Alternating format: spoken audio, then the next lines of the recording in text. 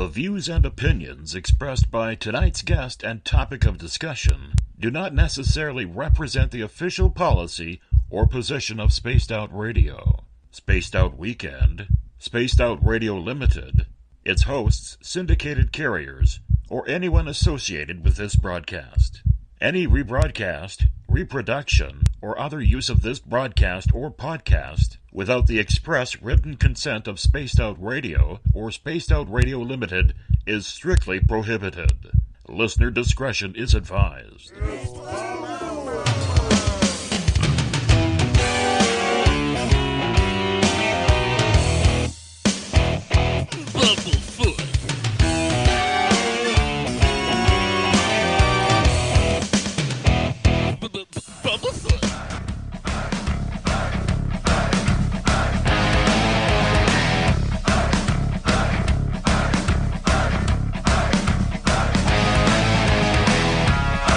Are you experienced?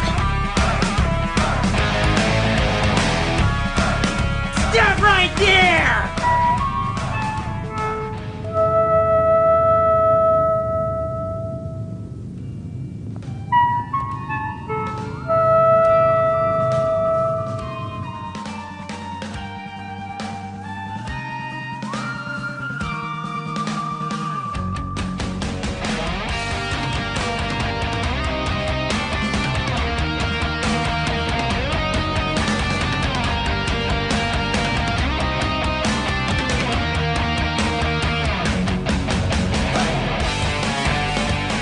From high atop the mountains of British Columbia to you, listening around the world, this is Spaced Out Radio with host Dave Scott. They let us play with all our toys, they let us think that we're big boys, they let us make a lot of noise, but we ain't rule the world. They let us think we're Superman. You can follow us on our website, spacedoutradio.com, on iTunes and TuneIn.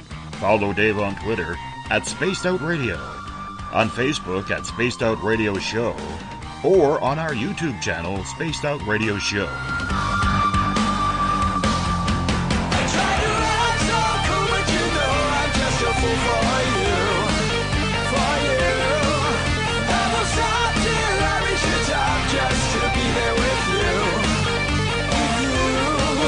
you. Dave, oh Dave, are you playing with Bigfoot and aliens again? Dad, you gotta stop haunting the ghost. You're scaring them. All right, seriously, put down the pointy sticks. Okay! Game on! Game on! Game on!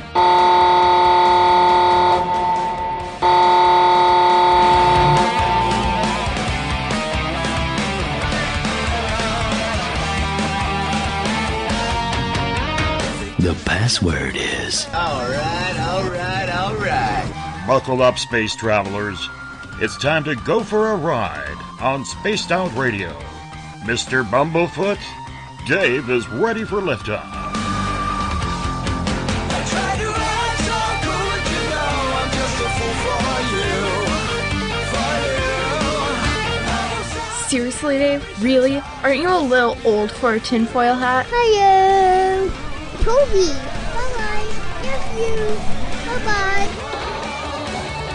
Yeah, just please take your seat on my left. We're left the edge with prepare for takeoff.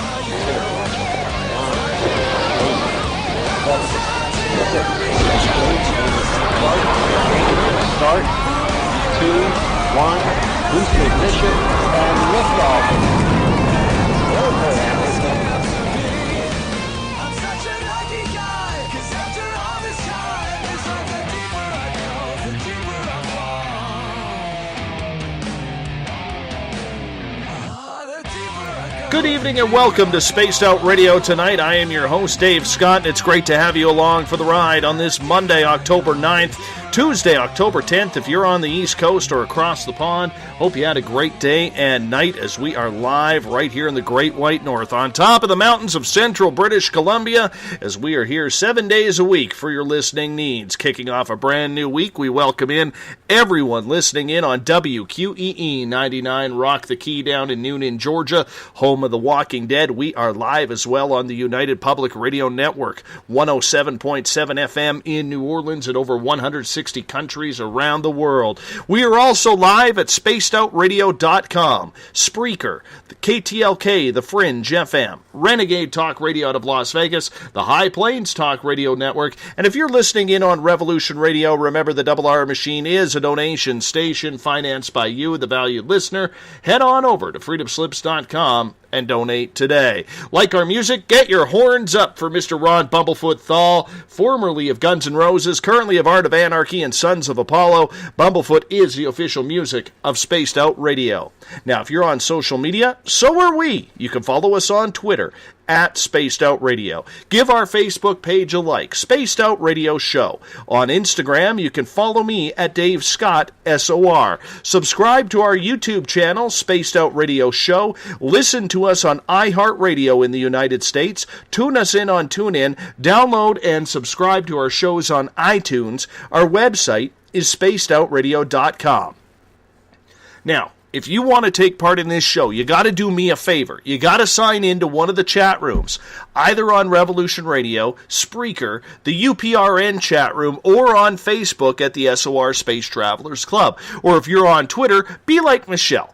Use the hashtag SpaceOutRadio. I will connect with you live there as well. Now, if you head to our website for $5 a month, you can become a member of the SOR Space Travelers Club. You can shop at our Spaced Out Radio store. Read the encounter online. You can check out my latest blog there as well. And if you've had an experience you can't explain, fill out an SOR Sightlines report. We also have great video footage from Tim Doyle from UFO Seekers and Leslie Mitchell Clark's Contact TV.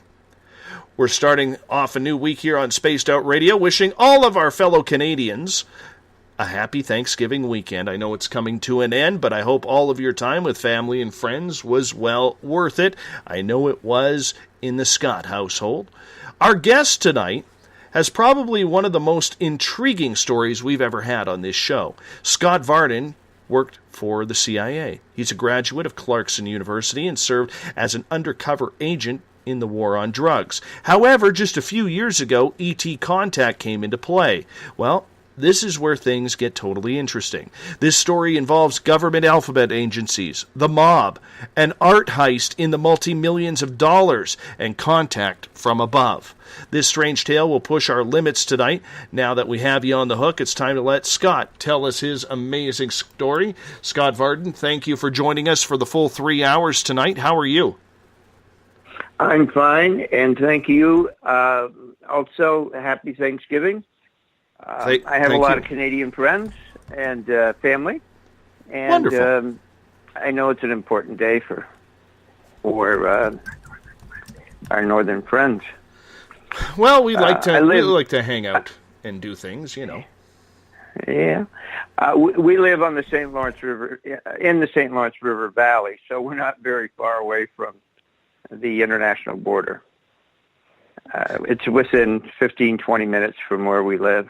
So it's not like we're separate people. We're all connected, but we're even connected more closely because my heritage actually came from Scotland and from Quebec. I have Mohawk, Iroquois type Indian blood in. We border the Akwesasne Indian Reservation, which basically goes from Oka outside of Montreal all the way down to Messina, New York, which is 20 minutes from here. So thank you for having me. This is, I believe, about the 8th show that I've done. This is probably the largest audience-reaching show. And I'm going to start off and tell everyone what happened. And I have to say, so when you have two other cops as a witness and your wife, who is a PhD candidate, as witnesses, you're more apt to be free about explaining what happened. So I was immediately. I mean, the next day, I talked to people.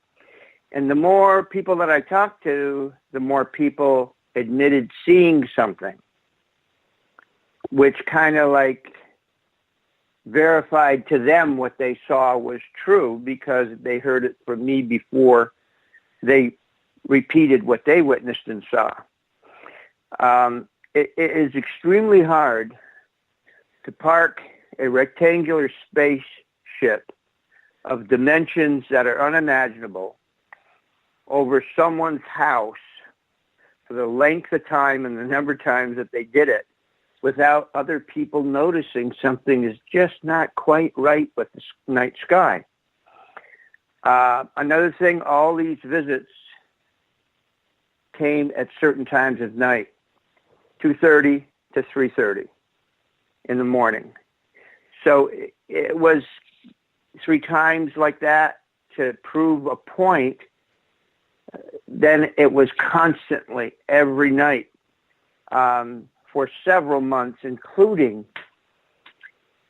we traveled through New England to down the East Coast to Washington, and then from Washington we went down to Florida, and this is in 2015, the horrible winter of 2014-15, which I can explain, and then out to the West Coast, up to Phoenix, Arizona, where we have family. So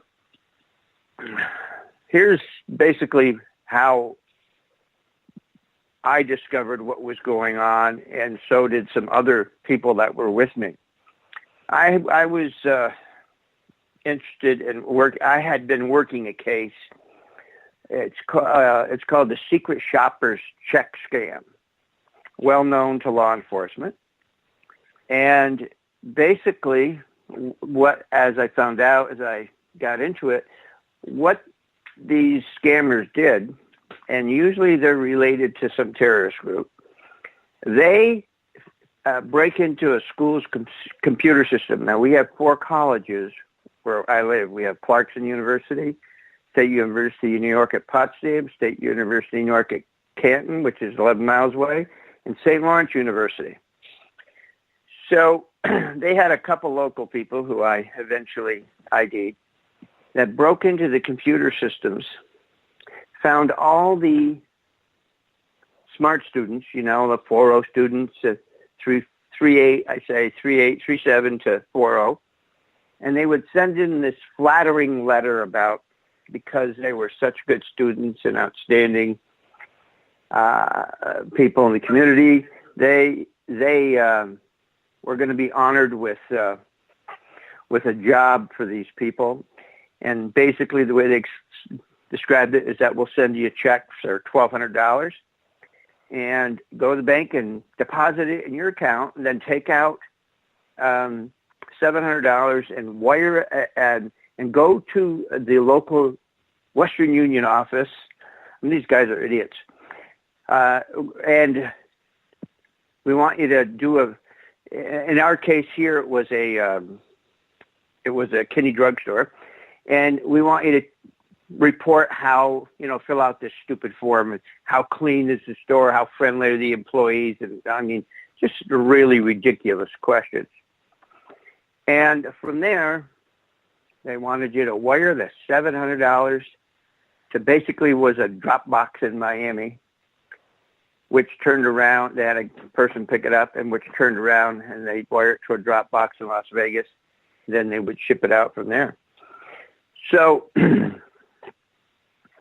I had witnessed something during the summer of 2014 that I knew wasn't quite right, but I was occupied with other things, and therefore I didn't get it quite away until I got a few more clues. And this was on the university campus at Clarkson. So basically what happens is, and this all ties into my relationship with some other agencies. what happens is I finally figured it out. Who it was, where they were. One was a student, a father and son from Nigeria. One was a student. One was worked in a mailroom. And what caught them is when the father and son broke into another student's apartment in the townhouses at Clarkson, they carried their loot in a U.S. mailbox. Now, I'm not talking about the box on the corner. It's these white plastic boxes that says U.S. mail, property, U.S. government on all sides. And it would be like a tote, a medium-sized tote. And because I had done a tremendous amount of work for the U.S. Postal Service, and this all ties in together. We manufactured, supplied, and installed the special flooring material that's used in these huge mail processing facilities, because people have to be on their feet, yet they have to run forklifts and trucks and everything else on. And these buildings are absolutely huge, 1 million, 2 million square feet is nothing. So there was a point in my life where I partnered with Manville Corporation, and we supplied and manufactured and supplied and installed this product for the government. So I knew that, because you have to know the rules to go into these secure facilities, because your mail processing is a secure facility. And what are they doing with that box? You know what I mean? So that's stuck into the back of my head. So finally, when I figured it all out, there were 2 other cops from 2 agencies that were out at the house. This was 2:30 in the morning. We agreed on how we're going to do it, and we walk outside. Beautiful, beautiful night, September 15th. It was 3 o'clock in the morning. And the cop in the lead says, "Oh, my goodness, look at the sky. Everything seems so close." And we all stopped and looked up, and it did. I mean, the way to describe it is, when you see space folded, we didn't realize that's what was happening immediately, but when you see space folded between the Earth and the moon, you feel like you can reach out and touch a certain constellation. That's how big it looked in the sky. So we're listening, we're naturally, we're all trained the same way. So we're trying to figure out what's going on here. Then all of a sudden the cop behind me says, listen to the coyotes. They don't talk like that. They're running around whining. Why are they doing that? And of course, we were in La La Land there. We all stopped and, yeah, listen, we talked about the coyotes. So finally, it dawned on me. I looked up at the moon, and I pointed up at the moon and I said, not even a full moon, but what's that planet doing next to the moon? The other 2 guys look up. I don't know, but what's the matter with the coyotes? I mean, that's what it was like. When I think about it now, it was really funny. And I didn't know, it looked like a planet, yet it had a textured surface of a blue-green, and in between this textured surface, like in all different shapes of the textures, it was like gold. The color looked gold. So so we're just talking about the coyotes and everything, and then it starts to dawn on us, something is not right that's going on. And we talked about, this is what's going on, because we've never seen this before. So what happens is these other 2 cops, they got a little spooked, and they said, we got to go. We'll see you tomorrow. Getting out of here. And they left, but they went back to their stations and told everybody to come out and look. So I'm there all alone, just absolutely dumbfounded about what is going on. And I decided to go inside, shut off all the outdoor lights, which I did, and come right back out. And as soon as I got back outside, 20 degrees off east towards north, I noticed that there's this something in the sky that's very strange, and it is probably about 30 degrees elevation off the horizon. And the only way I can describe it is if you took two springs that went from a bigger diameter to a smaller diameter and put them together, but had the large diameter being on the outside. If you took that and you tumbled it, and you kept on coming forward towards you, and it was tumbling, what I at first thought it was the space station was falling out of the sky. But I have a very special phone with a tremendous amount of capability, least of which is apps, and I have all these apps. One of them is where you can find out where the space station is. Well, it's on the other side of the world, so it wasn't a space station to come tumbling at. But I've been on details before when they've come down, so it didn't bother me. I was interested in seeing what this thing was.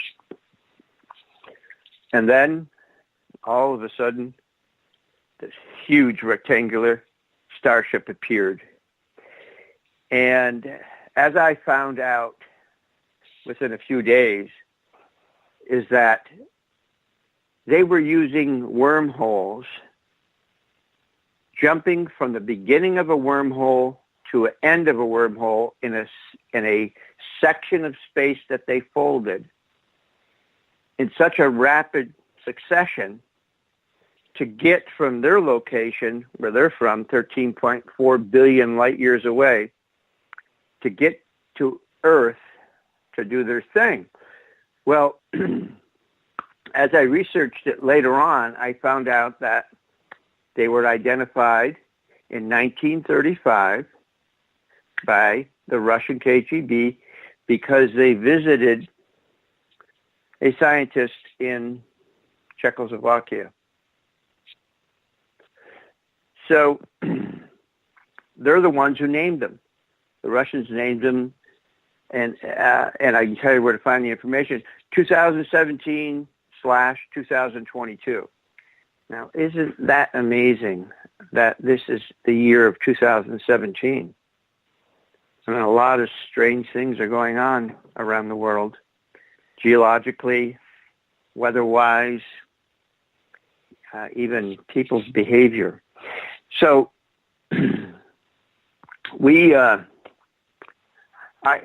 I'm like dumbfounded, and I'm frozen when this huge starship appeared. Now, I live exactly halfway between the Northeastern Border Homeland Security Electronic Detection Center in Burke, New York, and Fort Drum, home of the 10th Mountain Division, in Watertown, New York. So I knew that these people also knew that there was something very large in our skies, and it was stationary. So the next morning, I called in to the people that I basically report to and work with, and explained things to them. Scott, what happened is... Scott, yeah. let me stop you right there, because I want people to know who you are a little bit, because you worked for the government. You worked for some of these alphabet agencies. Could you get into that a little bit, if you wouldn't mind? No problem. I was in the U.S. military. I went in the fall of 75, and I come from a military family. My father and all his brothers were in the military. My father was the first sergeant of the 815th Station Hospital at a VA institution where he also worked. And it was customary, even though I'm the only male of three males in my family, that went in the military, but my father's family, all the males, my mother's family, all the males, all entered military service. So I went in to fulfill my obligation, and I ended up, you choose your MOS, what your specialty is, and because I had been working narcotics undercover for the state police for years before that, I naturally went into military police. And so I ended up going to the Military Police Academy, which was at Fort McClellan, Alabama. And I ended up teaching there for a while. I stayed there a little bit longer than most people do.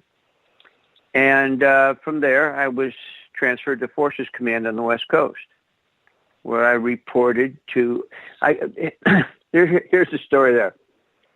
When you change posts, like going from McClellan to Fort Ord, California, you have so much time for travel and relocation, and I took a few days for vacation. So I get there 3 days early because I like to explore the area. And I come in at 2 o'clock in the morning, and then at 5:30 in the morning, there's someone in my billet saying, "Top wants to see you." By top, that means the first sergeant. And, of course, I knew that I was off for 3 days, and I said, well, tell him that I'll see him in 3 days because I'm on vacation right now, or leave. Well, I have to say leave. So they, no, you can't do it. You got to come and see. So in any event, just as life has it, this first sergeant knew my father, who was a first sergeant at one point in their careers. And he told me to go get my racquetball stuff on and go up to the base gym and play racquetball. Someone's up there waiting for me. And I look at him like, what are you talking about? I mean, first of all, how do you know about my racquetball? Because we used to play racquetball I used to play with a Canadian hockey player, 3-year All-American from Clarkson University, and another one of our Clarkson classmates who ended up working for military intelligence in the Navy. So in any event, we used to play cutthroat or doubles, depending if everyone showed up. And there was no one else in the facility of 6 courts, and we would play for hours, day after day after day. So we got kind of good at it. In fact, it was called blur ball because that's all you could see of the ball when we started playing. It was a blur in the court, and you didn't want to get hit by it. So finally, he, said, look, here's what you have to do. There's someone from the Pentagon here, and he wants to play racquetball with you. I'm thinking, oh, what's this story? So, in any event, I go up and change, get my stuff out of my trailer, and because I pulled the U-Haul out there, and I go up to the gym. And when I go to the gym, I meet this guy standing there waiting for me. I could tell because he apparently knew what I looked like, and he gestured to me, but I did notice one thing. Everything that he had on was brand new, including his racket, his white shoes. And it dawned on me. You don't see that very often in people who play racquetball all the time, that this guy is got brand new everything. So I introduced myself. He introduced himself. He was a 3-star of the Pentagon. And he said, let's go. So we went in. Now, the first thing that he did, I let him serve after we warmed up. And, of course, he served, and he did a good job of keeping it next to the wall, getting it in the right back corner. But he didn't move from his serving location. And when you serve in racquetball, you better clear the zone because you can't stand there and block the return shot.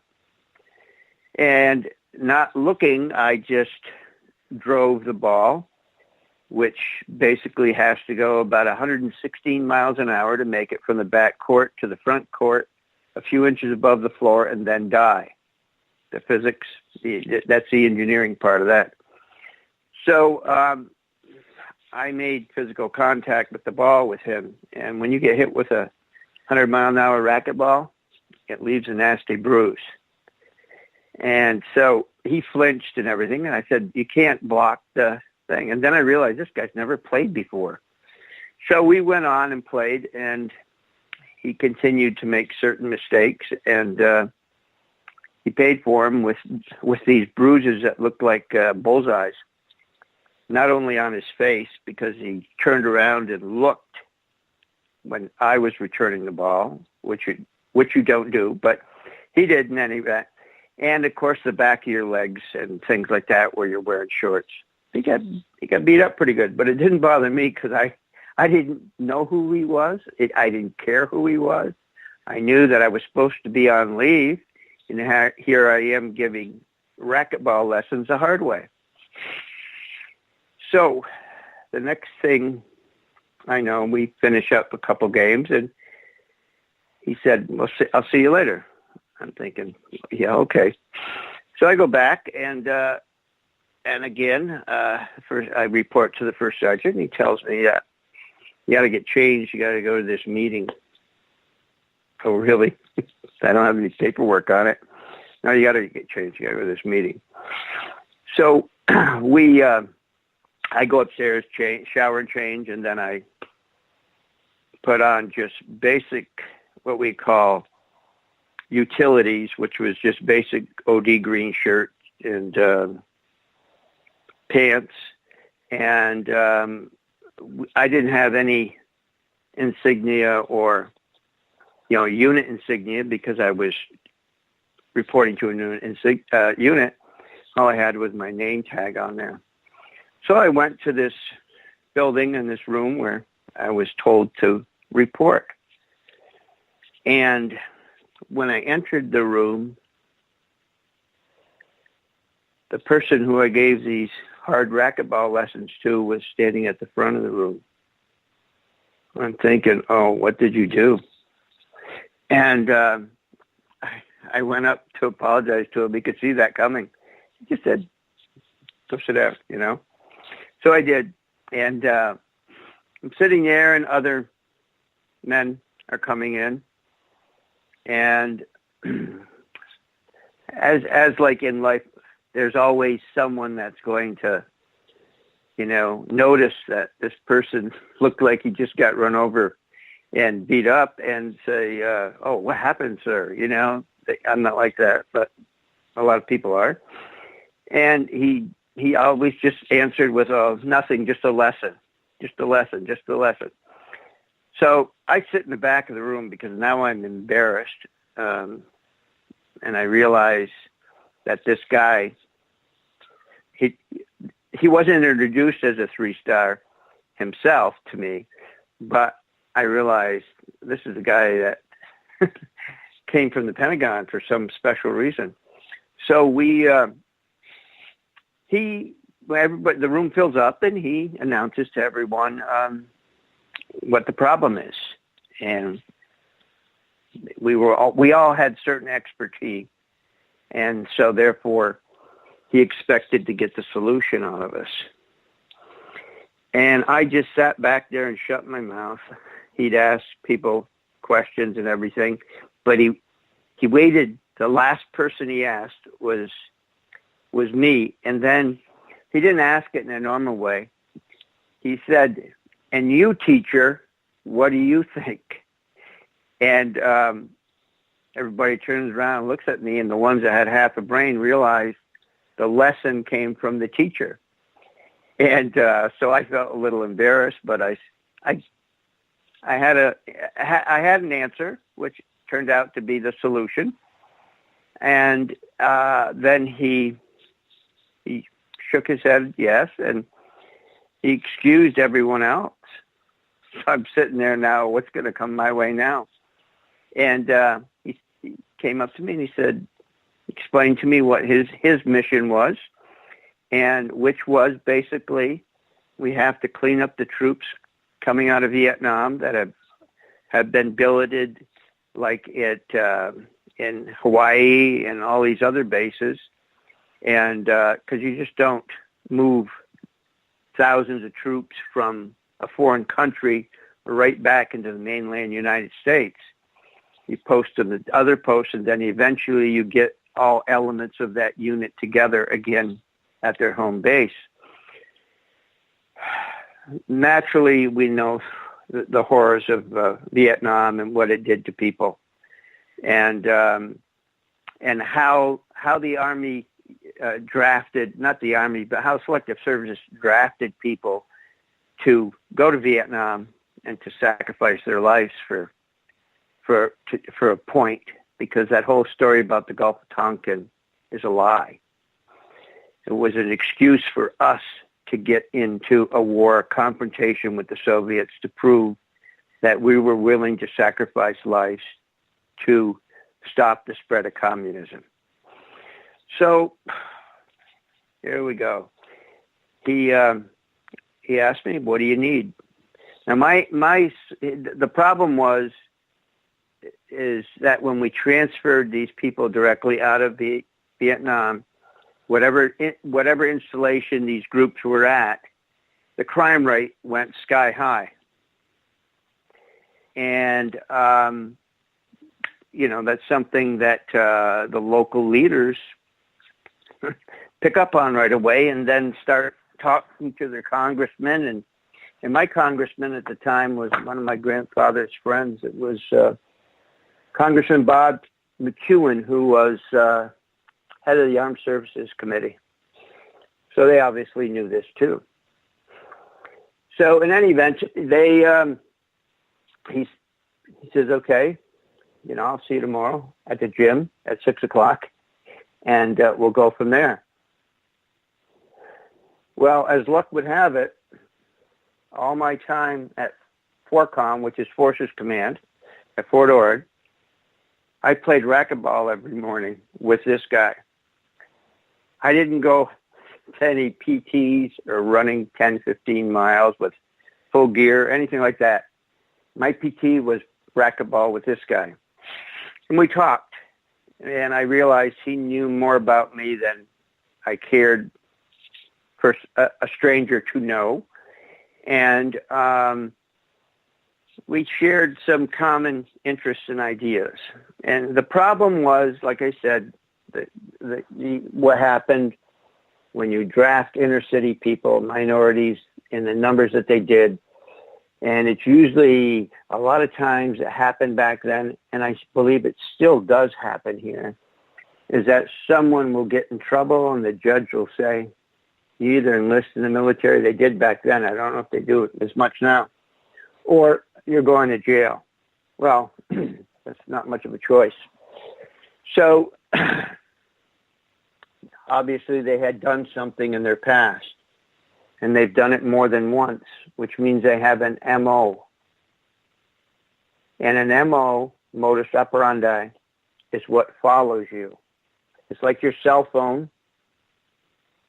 They can tell where you are because of your cell phone, what towers you're pinging off.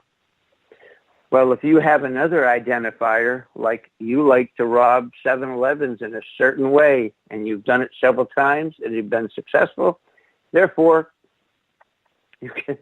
you might as well stick with it. And so that's their MO. So once you identify MOs showing up at one location and then a person getting transferred showing up at another location, you start to be able to put two and two together. That, hey, this was the MOs, or these were the MOs at this location, and now they're on the other side of the country and they're showing up again. It's all done by, you can sort all the information by computers. So my simple solution was, we follow the money. We follow the MOs. We take a look at their record when they entered the military, the reasons why they entered the military, and their records for behavior, whatever, during their time in Vietnam and other places.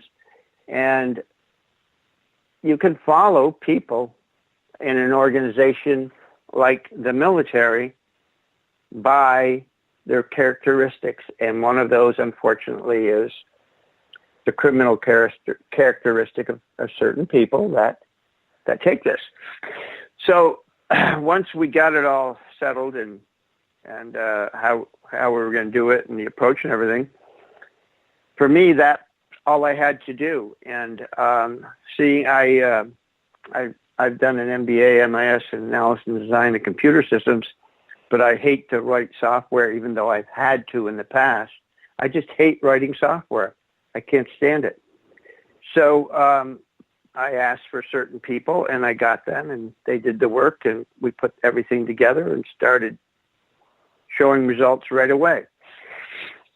So I had a pretty good existence at Forces Command because my main job was to make sure everything was going smooth with this, basically a computer investigation of military personnel records, and keeping this 3-star happy playing racquetball. So once he started getting a little bit better, he said, "You mind if I bring a friend in?" I said, "No." I said, "I play cutthroat quite a bit," which is 3 players instead of doubles, which is 4 naturally. So he brings his friend in the next day. His friend was Clint Eastwood, mayor of Carmel. Fort Ord and Carmel are neighbors, kind of. We're inland. Carmel's on the coast. So here I am thinking, wow, what's going on here? So I'll be perfectly honest with you. They didn't get that good at the racquetball game. So, but they were really a lot of fun to be around and listen to and answer certain questions to. So that was my existence at Fort Ord. And after things got on track and settled, he said to me, "What do you want to do?" I said, "What do you mean?" He said, what do you want to do? Where do you want to go? What do you want to do in the military? And of course, knowing what was going on with the Electronics Command morphing into the NSA, because the Electronics Command basically was your signals group, and not only providing a communication, but intercepting communication and analyzing it. And I had family that lived right in the area. So where Fort Monmouth is in New Jersey, Monmouth County. So I think the post is closed now, or pretty much deactivated. So he said, okay. So he said, well, let's make arrangements. You can go to Fort Monmouth. And I was extremely happy about that. So I came back to my wife and son and had a week's vacation, and then we moved to Fort Monmouth in New Jersey. The only problem is when I show up at Fort Monmouth, I'm told to report to this civilian. And anyone who's been in the military knows that there are some positions where civilians fill the boat, and you're taking orders from a civilian, and you really don't like it because a civilian's not military like you are, and you're so indoctrinated to the military style. Unfortunately for me, actually very fortunately for me, the guy I reported to was a 39-year veteran of the CIA. And he said to me immediately, here's what you're going to do. He said, you're going to get the real junior soprano of North Jersey, Mike Lorello, to do what we don't want our name on. And I look at him, yeah. And why is that? I said. He said, well, because my secretary, he pointed out to the thing where his secretary was, and your aunt are best friends. I said, so? He said, well, we happen to know your aunt was married to a Newark cop who retired and took over security, a supervisor security at a big pharmaceutical firm for the midnight shift. And your aunt retired as a school nurse for Monmouth County School District, and decided she didn't want to stay home alone at night, so she took a job doing private duty nurse for crazy Joe Bonanno's mother. Now, I knew this because my aunt was honest about it, and I'm thinking, wow. So he said, they're not going to mess with you, so that's what you're going to do. So I worked for him. I mean, I was not alone. I trained a couple other people, and there were people before me, but I believe this was their in to doing what they do. And I mean the CIA doing what they do is they use whoever they can to get the job done, regardless of who they are and what they do. So in the name of national security, of course. So I did that change your reflection on what you thought in regards to government and, ET contact, what they knew about it at this point? Did you know that? Well, I knew about it before then, because in the summer of in August of 1970, one came down outside my hometown, and now I know the reason why it came down, because it was visiting me, and the Air Force had put a radar installation which interferes with their navigation and propulsion system on top of Blue Mountain. I even know the people who built it, and they manned it 24/7. And if you knew the Adirondack Park, you would realize that, yeah, we have restricted airspace for military practice of jets and everything, but why have your own radar base when you have one up at Plattsburgh, which is where a lot of the planes came out of, which was a SAC base, Strategic Air Command, nuclear.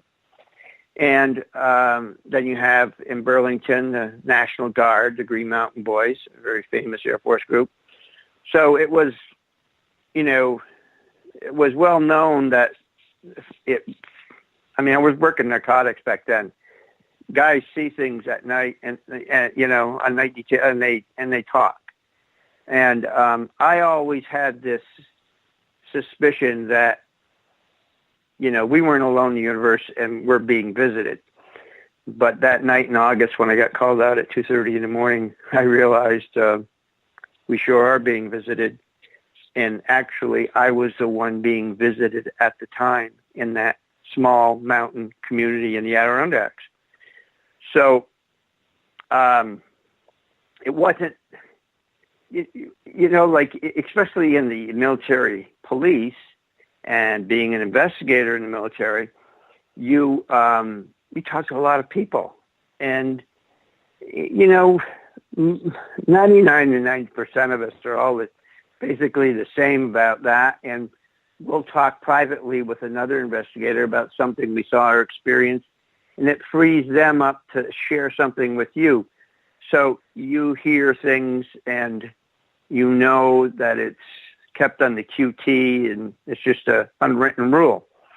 So it didn't change my knowledge about this.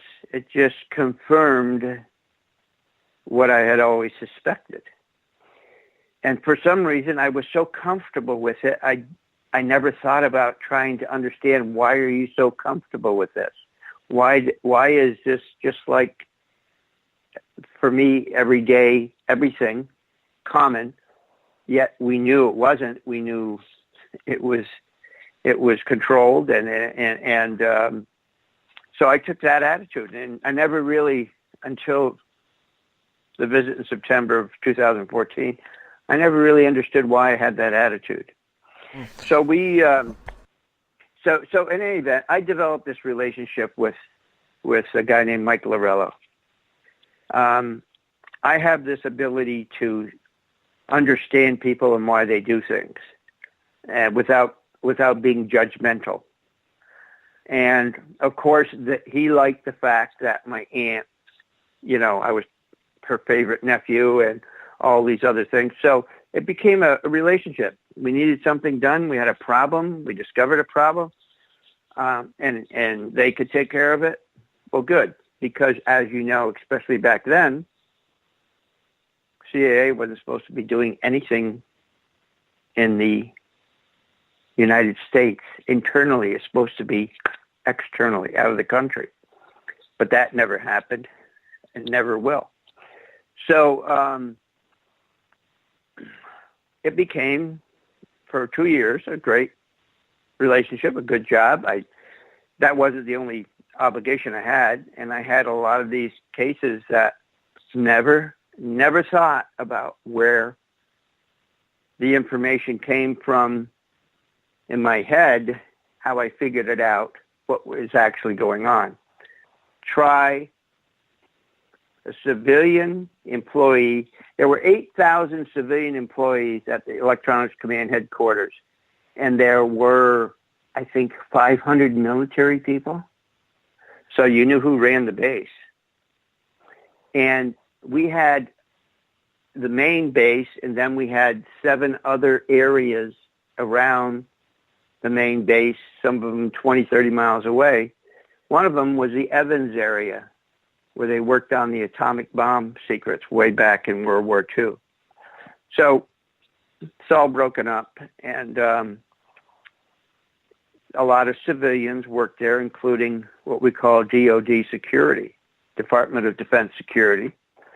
And I got a lot of funny stories about them, but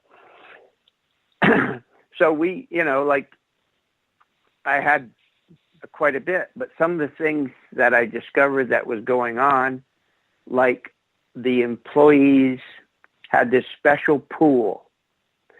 Now, the accounting for all the Electronics Command was done at Fort Monmouth, a big office building with accountants. They kept track of every penny that was spent.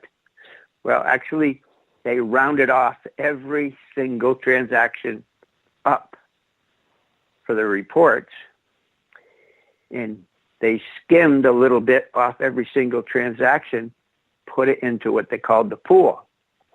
So if you worked in the car pool and you needed a new dishwasher, you could go over to the guys in the housing maintenance and say, I need a new dishwasher. I need a refrigerator.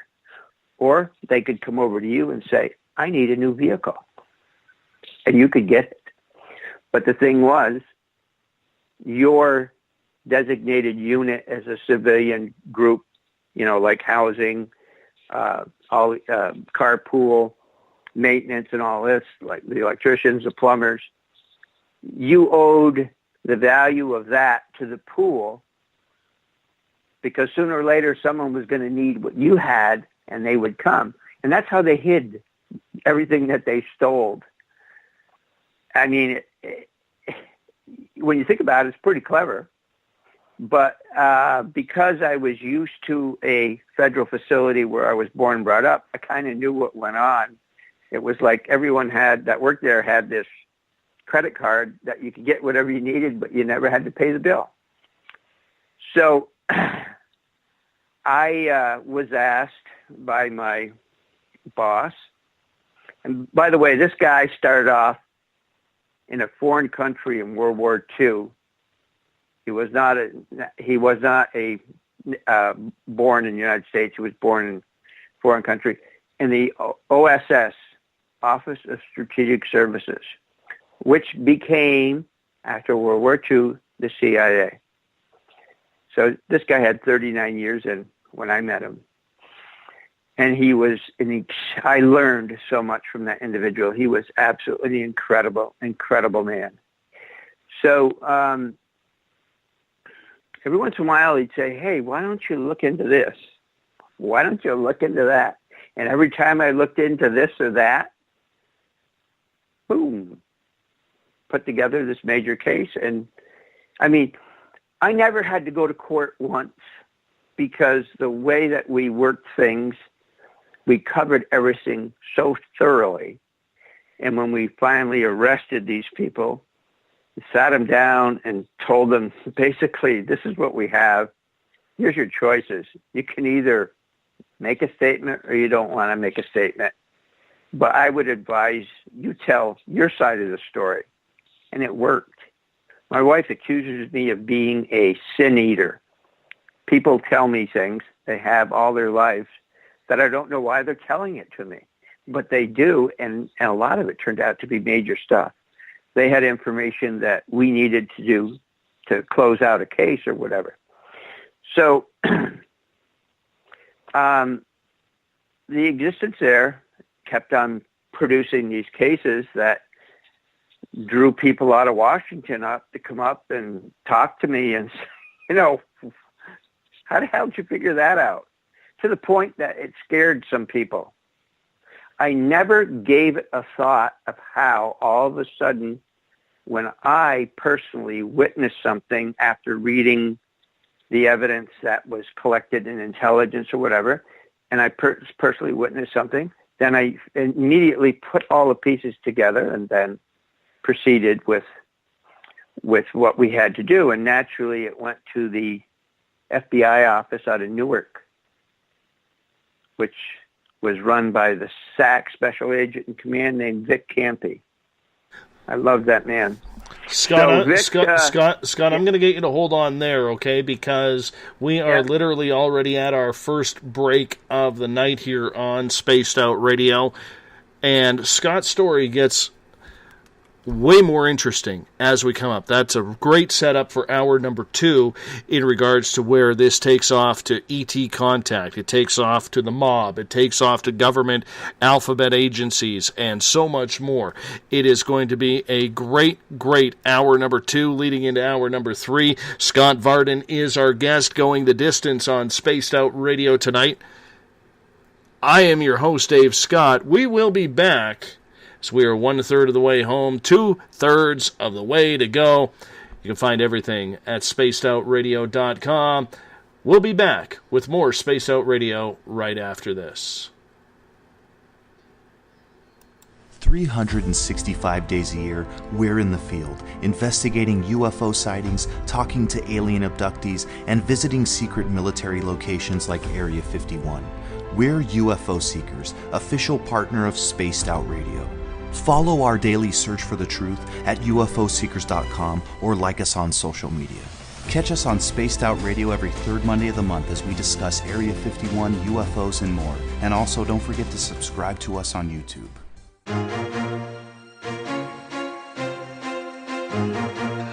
From coast to coast to coast, Blacklight Uncharted is taking on the paranormal across Canada. From ghostly hauntings to the UFOs flying above in conjunction with MUFON Canada, we're closely investigating what's going on in the northern skies and checking out the apparitions that walk among us. Check out our videos right here at spacedoutradio.com.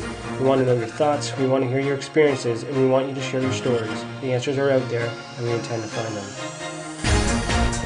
Would you like to become one of our space travelers?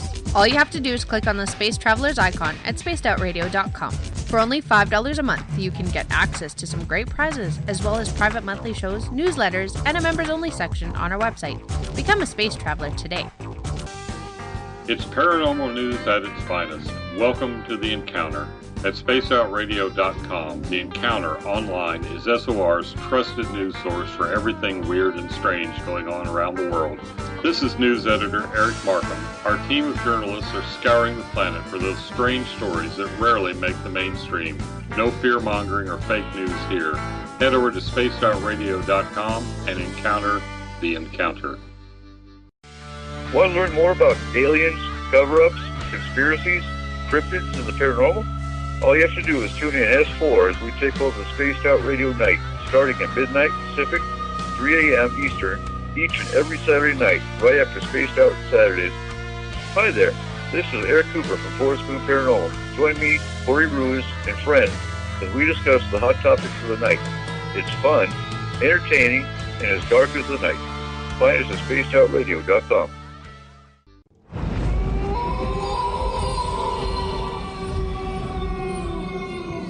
Hey, this is Canadian Paranormal Investigator Mike Moore.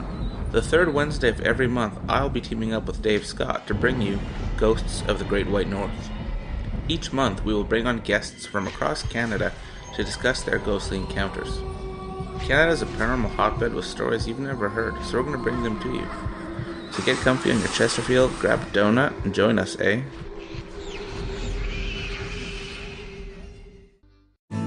Are you an experiencer? Have you had run-ins with strange creatures you can't explain? ETs, Dogman, Bigfoot, werewolves?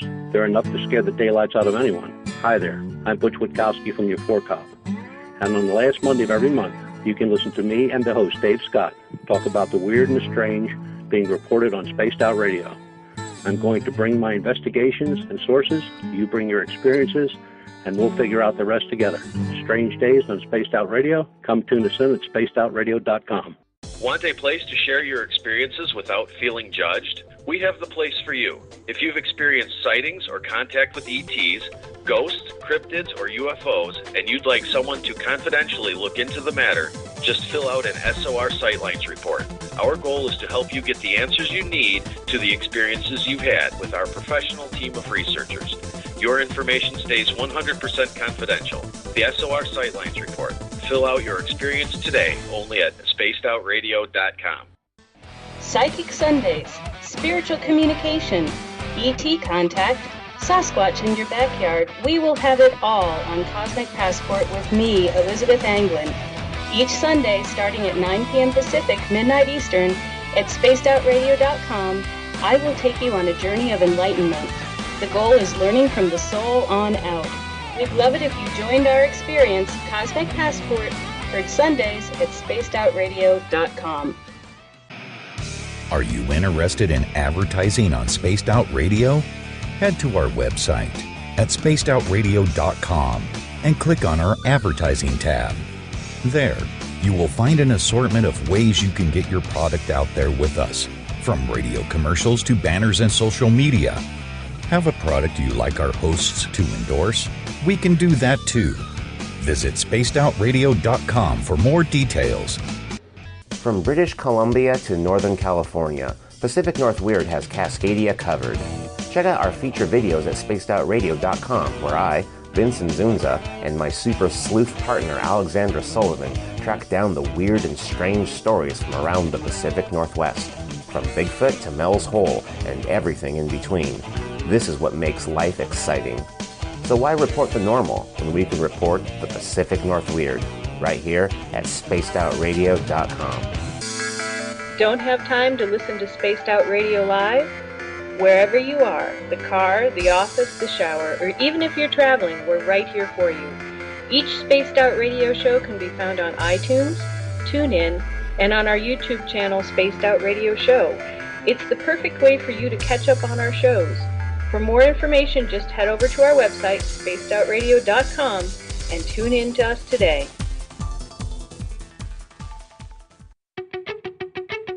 Welcome to Spaced Out Saturdays with me, Dave Cruz from Beyond the Strange. Our weekly feature on spacedoutradio.com will take you around the world discussing everything from the paranormal to the latest conspiracies from the top guests in their fields. We won't leave any story uncovered. Spaced Out Saturdays at spacedoutradio.com starting 9 p.m. Pacific, midnight Eastern. The views and opinions expressed by tonight's guest and topic of discussion do not necessarily represent the official policy or position of Spaced Out Radio, Spaced Out Weekend, Spaced Out Radio Limited, its hosts, syndicated carriers, or anyone associated with this broadcast. Would you like to connect with us? Head to spacedoutradio.com for all your latest show info. And hit us up on Twitter using the hashtag SpacedOutRadio. Now, back to Dave Scott and SOR. Welcome back to hour number 2 of Spaced Out Radio tonight. I am your host, Dave Scott. Great to have you with us. Tomorrow night on the program, Derek Tyler is going to be with us. We're going to talk about extraterrestrials. He doesn't feel they're very positive at all. I'll debate him a little bit on that one. We'll get into it. 9 p.m. Pacific, midnight Eastern Time at spacedoutradio.com.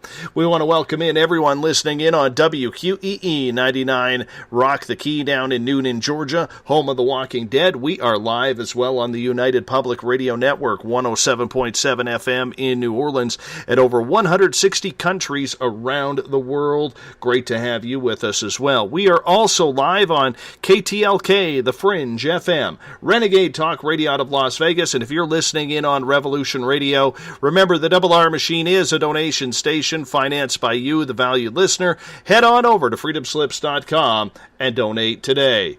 Bill Cardwell has set the password for tonight in the SOR Space Travelers Club. Absquatulate. Absquatulate is your password. Make sure you use it wisely, Space Travelers, as Bill sets a password each and every night, right here on the mighty SOR. Now, if you want to follow us on social media, you can do so on Twitter, at Spaced Out Radio. Use the hashtag Spaced Out Radio if you want to connect live with me during the show. Give our Facebook page a like, Spaced Out Radio Show. You can also join us for live chat on Facebook at the SOR Space Travelers Group. We're also on Instagram, Dave Scott SOR. You can listen to us on iHeartRadio in the United States, TalkStream Live, tune us in on TuneIn, download this show and others on iTunes. Our website is spacedoutradio.com, where we have a plethora of features for you, including joining the SOR Space Travelers Club for $5 a month. You could shop at our Spaced Out Radio store, read The Encounter online, rock out to some Bumblefoot, or watch UFO Seekers or Contact TV videos, everything at spacedoutradio.com. Tonight, Scott Varden is our guest. He is a former government employee who has had extraterrestrial experience, links to the mob, and so much more. Scott, welcome back. Thank you. When did you notice, Scott, your own ET contact? Well, it became quite apparent to me the night of the early morning hours of September 15th, 2014. That's when I realized that all these strange things that I could not explain in my life, including my birth and what happened to a nearly 3-month premature baby in a tiny Sisters of Mercy hospital in Tupper Lake, New York in 1949, where my father kept a daily log of everything that went on and what happened. I was his firstborn male. I have one older sister. And, of course, you know, in the macho society, you got to have that boy, that first boy and several more. But in any event, after the visit of September 15th, 2014 at 3 o'clock, where I was taken up on this huge ship and had monatomic gold injected into my pineal gland. Now, this is how they create enlightened people, according to them. And like you, Dave, I've never met a bad alien, and now I'm up over. I have met over 200 different aliens since then, and I've never met one that made me feel uncomfortable, afraid, regardless of what they look like.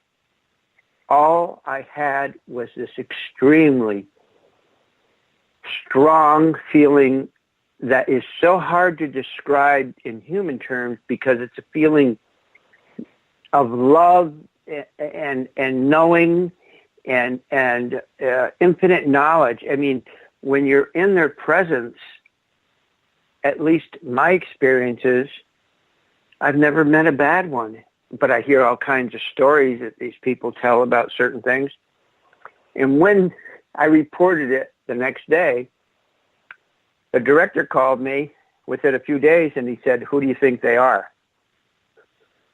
And I didn't know who they were then, but I did say the only thing I knew was the Anunnaki. So I did say, I don't know, maybe the Anunnaki. And he came back at me with the Anunnaki are our enemy in such a way that the hair stood up on my arms. And I thought for a minute, and I said, well, it couldn't be them. He goes, why do you say that? And basically, what I said to him was, they weren't a-holes. Meaning, I guess we all know what that means, but that's the only thing I can think of. Well, they weren't. They were extremely beneficial, nice, wonderful, loving. Like I said, it's a feeling that is so hard to describe because you don't feel it with humans the same way that you feel it when you're in the presence of an alien. I don't know if it's mind control or whatever, but whatever it is, I like it. I can tell you that right now. When you are with them, you, at least my experiences, you feel so good. It's so hard to describe. That's how good it is. So that's that night. Of course, things went on.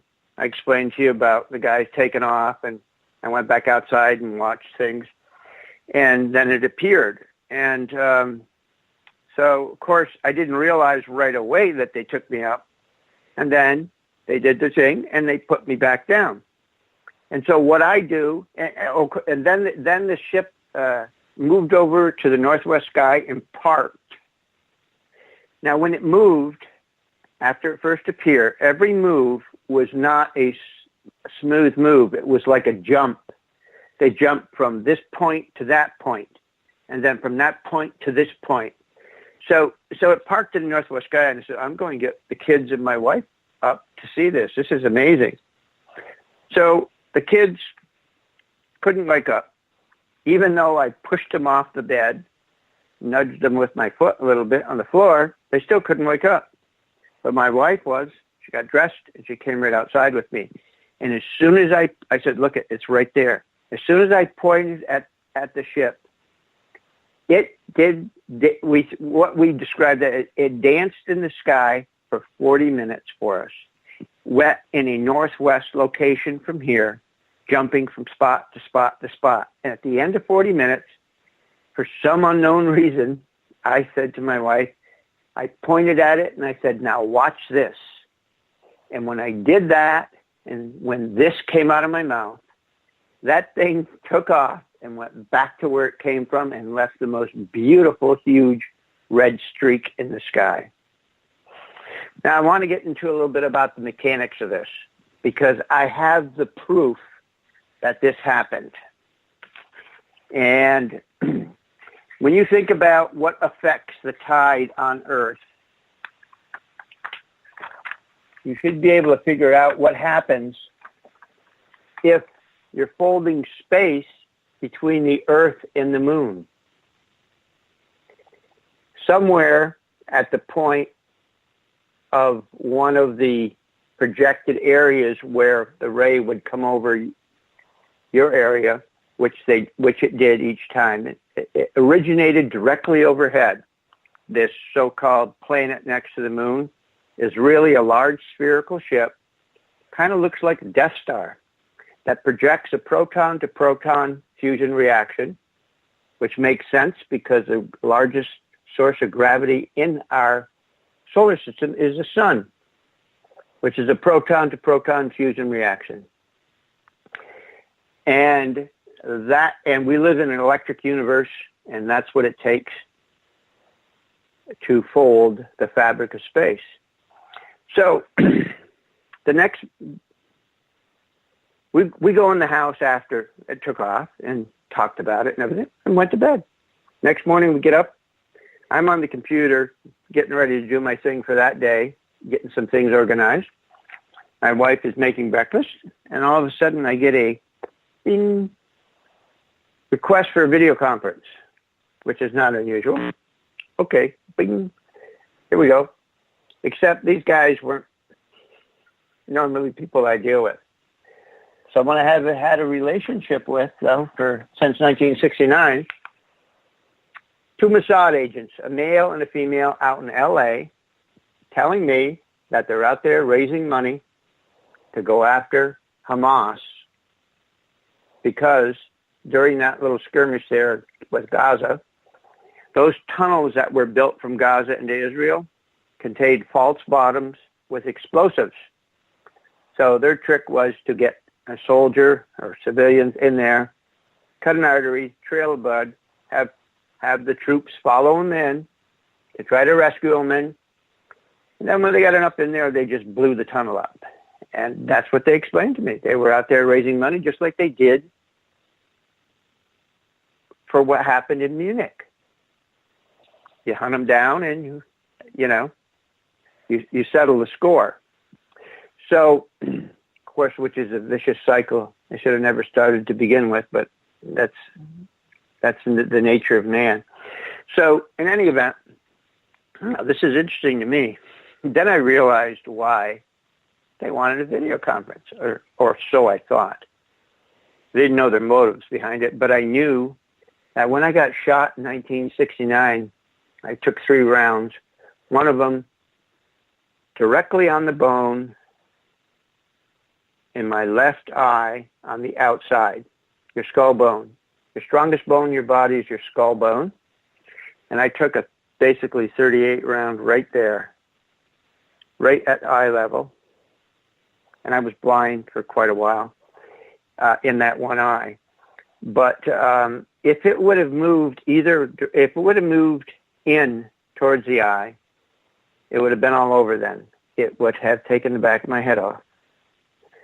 But it didn't. It hit that bone direct on, and I flew up in the air, and I caught a couple more rounds while I was in the air. And because my vest popped up and one went underneath the vest and got me in the stomach, and that's the only one that hurt, even though I had a hole the size of a 50-cent piece in the side of my face. So when I got sent from hospital to hospital, and I realized this is not normal case that I was sent to the nearest medical center, which was in Burlington, Vermont, which was Fletcher Allen and Fannie Allen hospitals, and there were 3 hospitals at the time, but it's a University of Vermont Medical Center. So everything's connected, okay? The guy, back in 1976, I think it was, there was another war. 67. It had to be 67 because this happened in 69. There was a little conflict in the Middle East between Israel and its neighbors. And what happened is, at that time, the Russians had given a lot of equipment to the Egyptians and the Syrians and whoever else they were arguing with. And one of the things that they had was what we call the electronic cannon. It's that spinning machine gun that shoots out rounds, and as large as in the A-10s, and as small now as a man carrying one. Goes through a lot of ammunition fast and chews a big hole wherever the ammunition goes. So that was being made by General Electric in Burlington, Vermont, where I was transported to try to get fixed here. And so after the 67 war, the Israelis said, we need those bitches. We want some of those weapons. Well, GE made them. They got a license from GE to make them in Israel.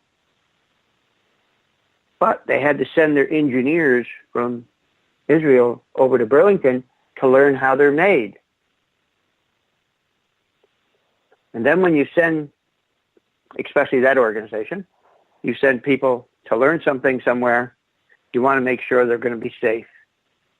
So you send people to protect them.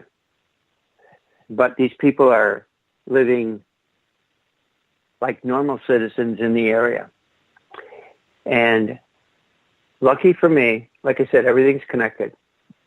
The plastic surgeon that did all the 67 burn cases from that war, from the soldiers that were injured with burns in the tanks and in the armored personnel carriers, was a Mossad agent, a plastic surgeon who was at the top of his game. He was on call that night at that hospital because he was there as part of the team protecting the Israeli engineers.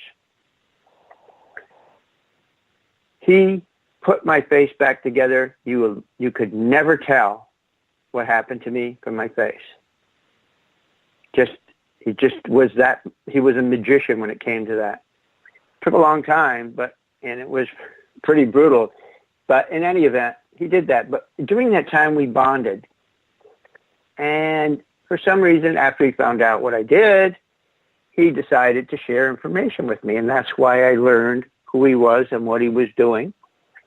And his best friend happened to be Moshe Dayan, a very famous Israeli soldier, was also Mossad. So for years, I had to go back, and I kept a relationship with him. I mean, I had a special eye surgeon and everything, but he basically was the key person in the whole recovery aspect. And it just happened that we bonded really close. And the last time that I talked to him was in August of 1996, a couple months before he passed away. He stayed in the country, which is smart. If you're going to get your own spies into another country and another guys, you keep them there, because these people are dedicated for life. So I finally figured out why these guys contacted me, from the male and female out in L.A., because they knew what my specialty was, but they knew a lot more than that. They knew I was visited by the 217s earlier in the morning. They were calling in a favor because my expertise, which I'll prove as we go along here, is I never forget a face. I'm talking 50 years. I can recognize the person that I saw 50 years ago today. I just have that ability. Never understood it. I suck at names, but I never forget a face.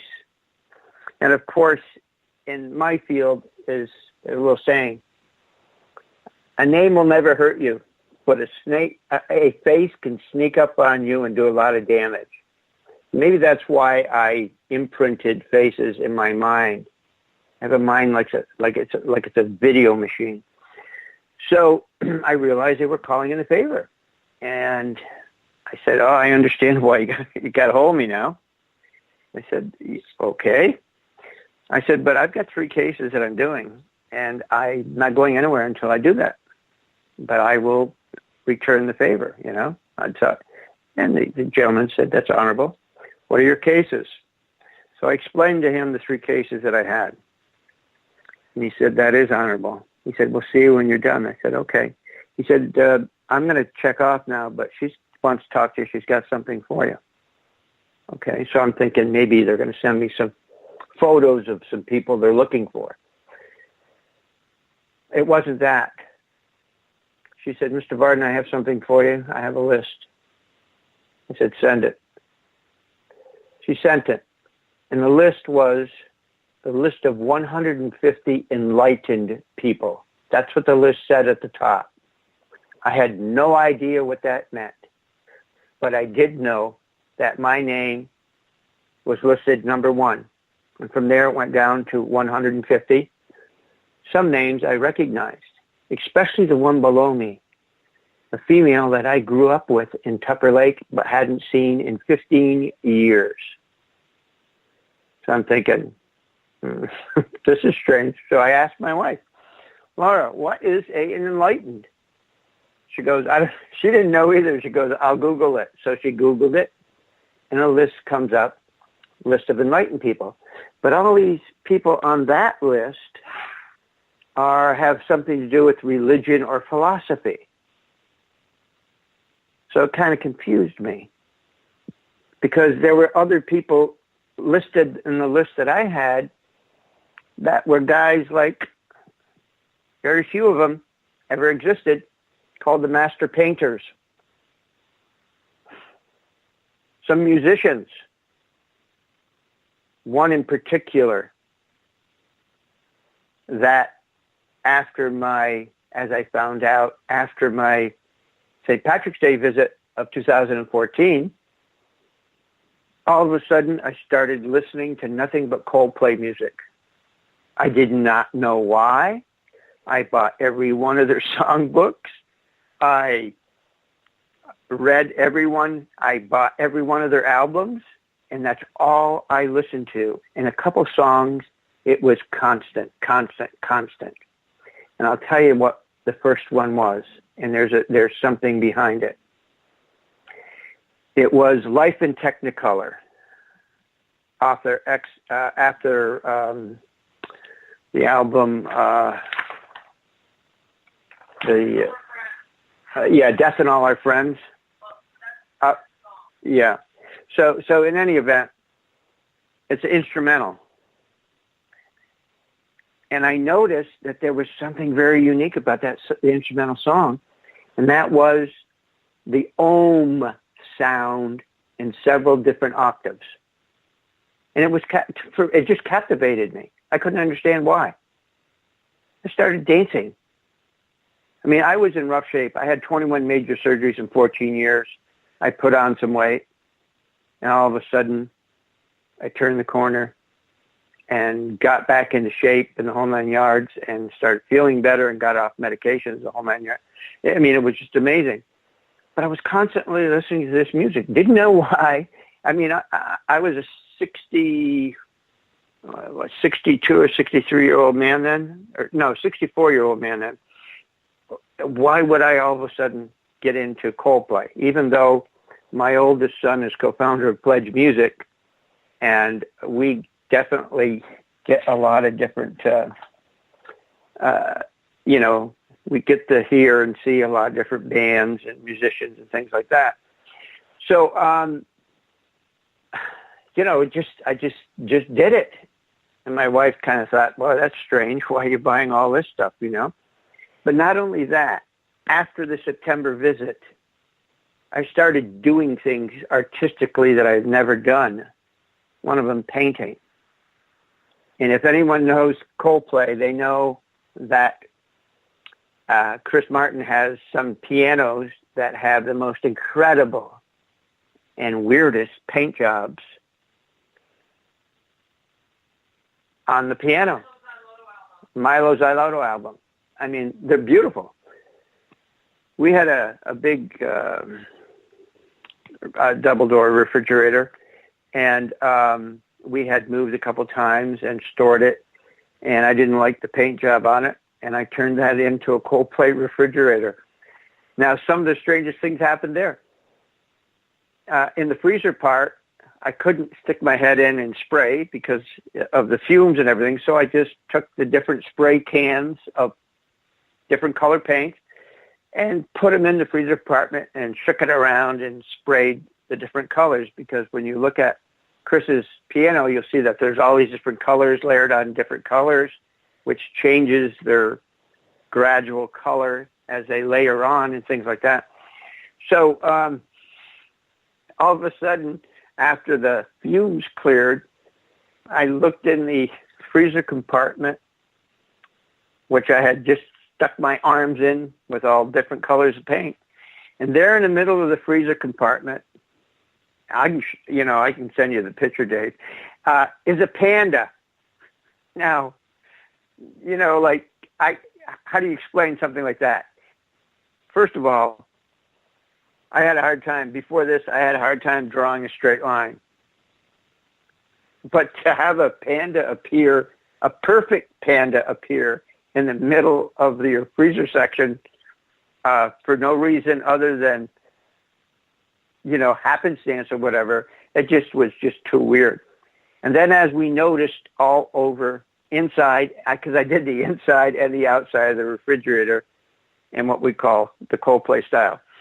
And all of a sudden we started noticing these other things. Some of them were aliens. It's really amazing. It's an amazing piece of art because it glows in the dark, for one thing, because I use some of the glow-in-the-dark paint. And it has a theme, concert theme all the way around it. And my wife, who is very artistic and very meticulous, she did all the lettering and we created the same logos or like a UFO. They have a song called UFO.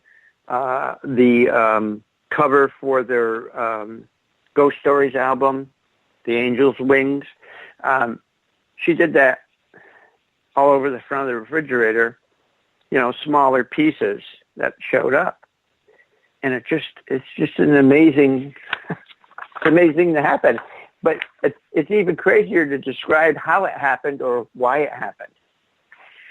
So remember what I said about that song, Technicolor, the Ohm sound.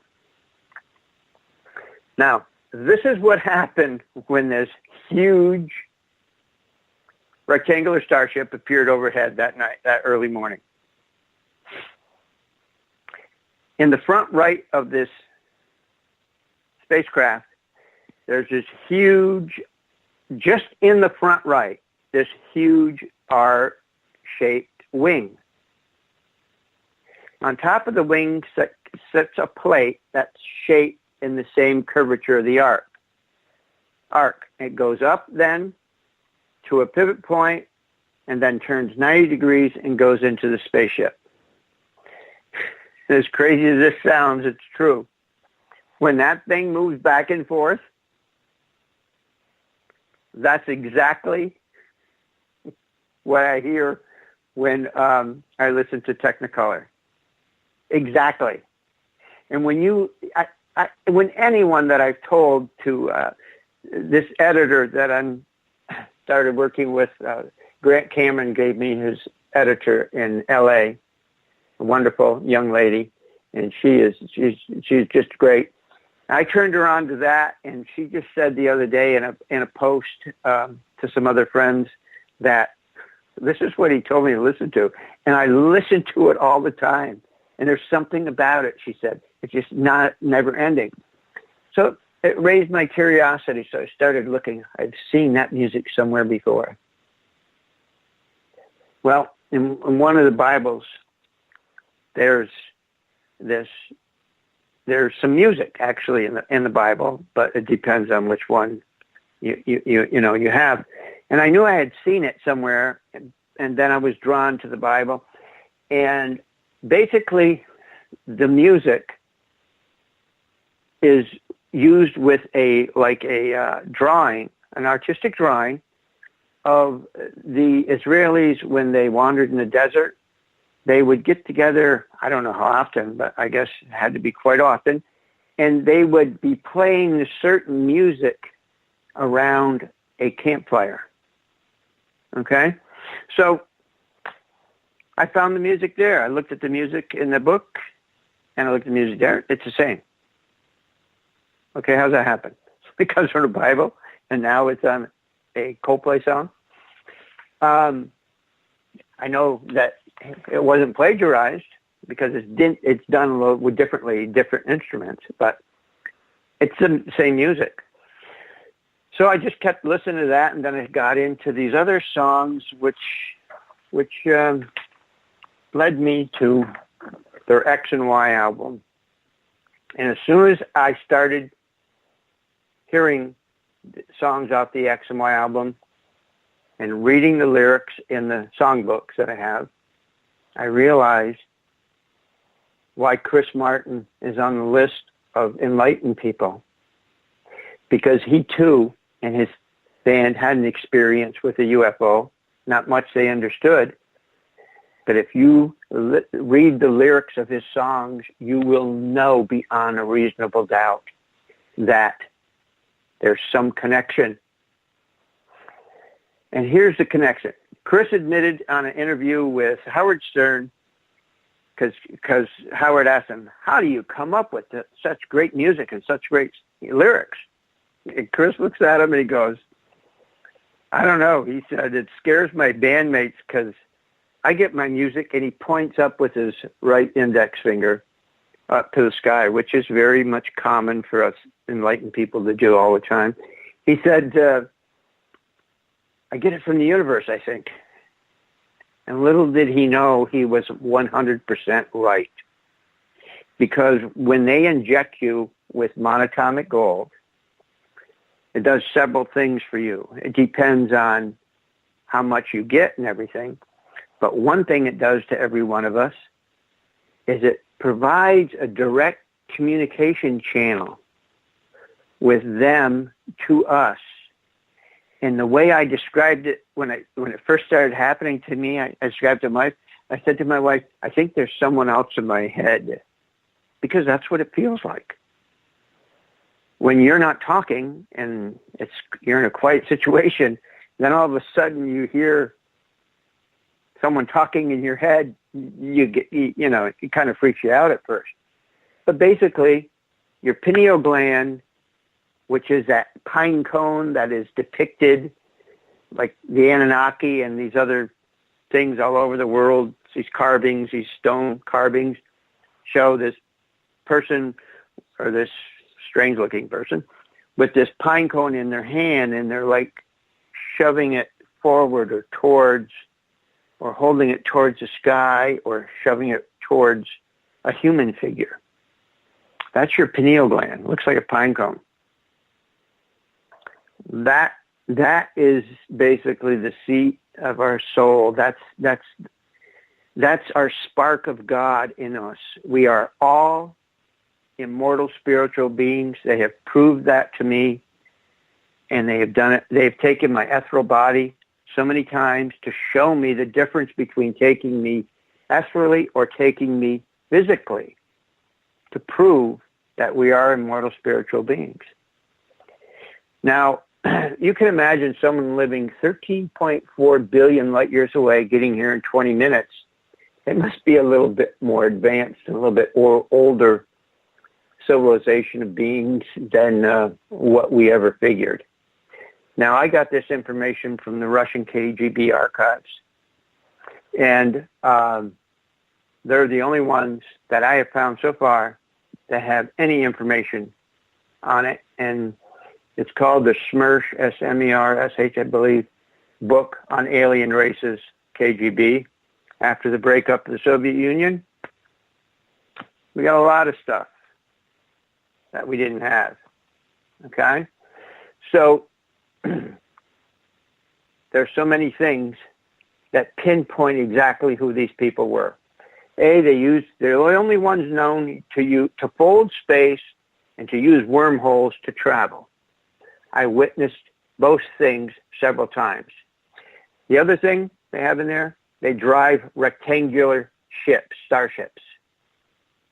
That's what appeared. That's what I have some night shot photos of, because I have a Sony Blu-ray video camera with night shot capabilities, which is basically infrared. So that's how I discovered who my visitors were.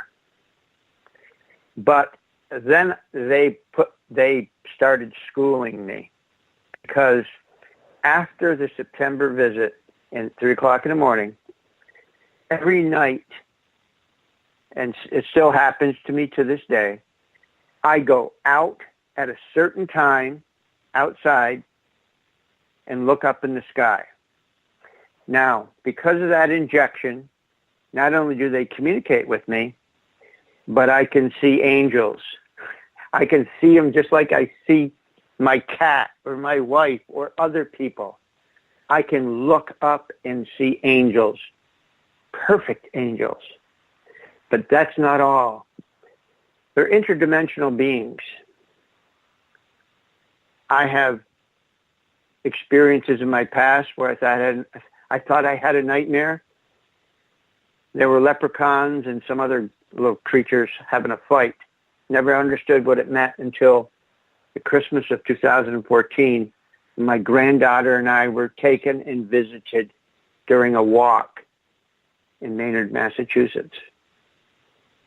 Because that night when I went to bed, my son and I stayed up and watched a hockey game. I went to bed later, and I had to turn on the light in the room, and woke my wife up, and when I turned the light off, I said, "Can you see that?"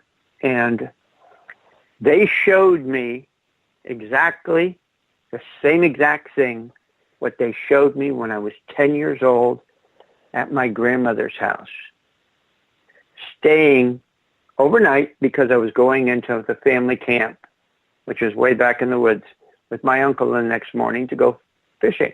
But my uncle was a power plant engineer at the local sawmill, and my grandma was, my father's mom, was the local midwife for that part of the community.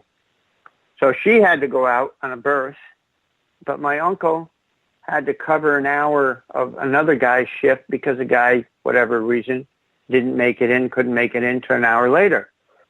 So the first time in my life at 10 years old, I'm upstairs in my grandmother's house, all alone, a little bit, I would say, a little bit terrified, I thought, a little afraid of the dark or whatever.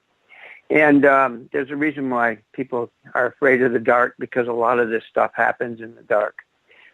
So I thought I had a nightmare, because what I witnessed on the door casing to my room were these leprechauns they were sword fighting these other little creatures, and all of a sudden they stabbed the little creatures and they won and they cheered. So I thought that was a nightmare. So when my uncle finally gets there, I said, "You wouldn't believe the nightmare I had." And he goes, "What's that?" And I told him. He goes, "I guess you did have a nightmare."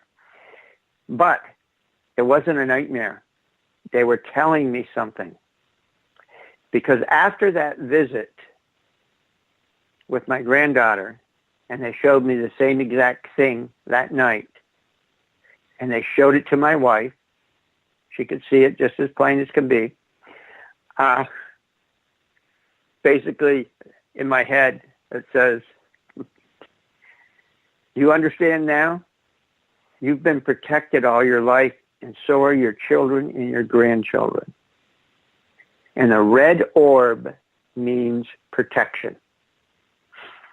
Now, I should have been dead about 50 times, but for some unknown reason, I walked away without a scratch except when I got shot. And when I got shot, that was for a particular reason, too. It was to prevent me from doing something. And it wasn't bad. It prevented me from getting in a much worse situation where it would have been more difficult for me to stay alive. So they schooled me on these things. They schooled me on, I'm going to get back to that September visit, when they folded space between the Earth and the Moon on a fourth quarter moon night. A fourth quarter moon is also known to surfers as a slack tide moon, because you don't go surfing when there's no tide. Yet, when they folded space between the Earth and the Moon overhead my position, and I've mapped everything out, I've talked to the people who filmed what happened and where it was used, and the last one, I blew his mind. I can tell you that story. But anyway, at 9:15, at exactly 6 hours time zone difference from mine, which was 9 o'clock at night in Tehupo'o Beach, Tahiti, in the French Polynesian Islands, all of a sudden on a fourth quarter moon, 70-foot waves appear. Not all day or all night, but just during that time of around 9 o'clock at night, their time. And for about 20, 30 minutes, these waves appeared. They were filmed and used in the movie Point Break 2015, or Point Break 2, they call it, which is a story about that FBI agent who goes around doing all these crazy things with these criminals just to catch them. And one of them in the first movie and in the second movie was surfing these incredibly huge waves, which can kill you very easily. So how did the next morning, the next thing after my Israeli friends left me, did I get another video message sent to me of these waves occurring off Tehupo'o Beach, Tahiti, and they were photographed. And I went to they were photographed and sent to a one of the surf magazines.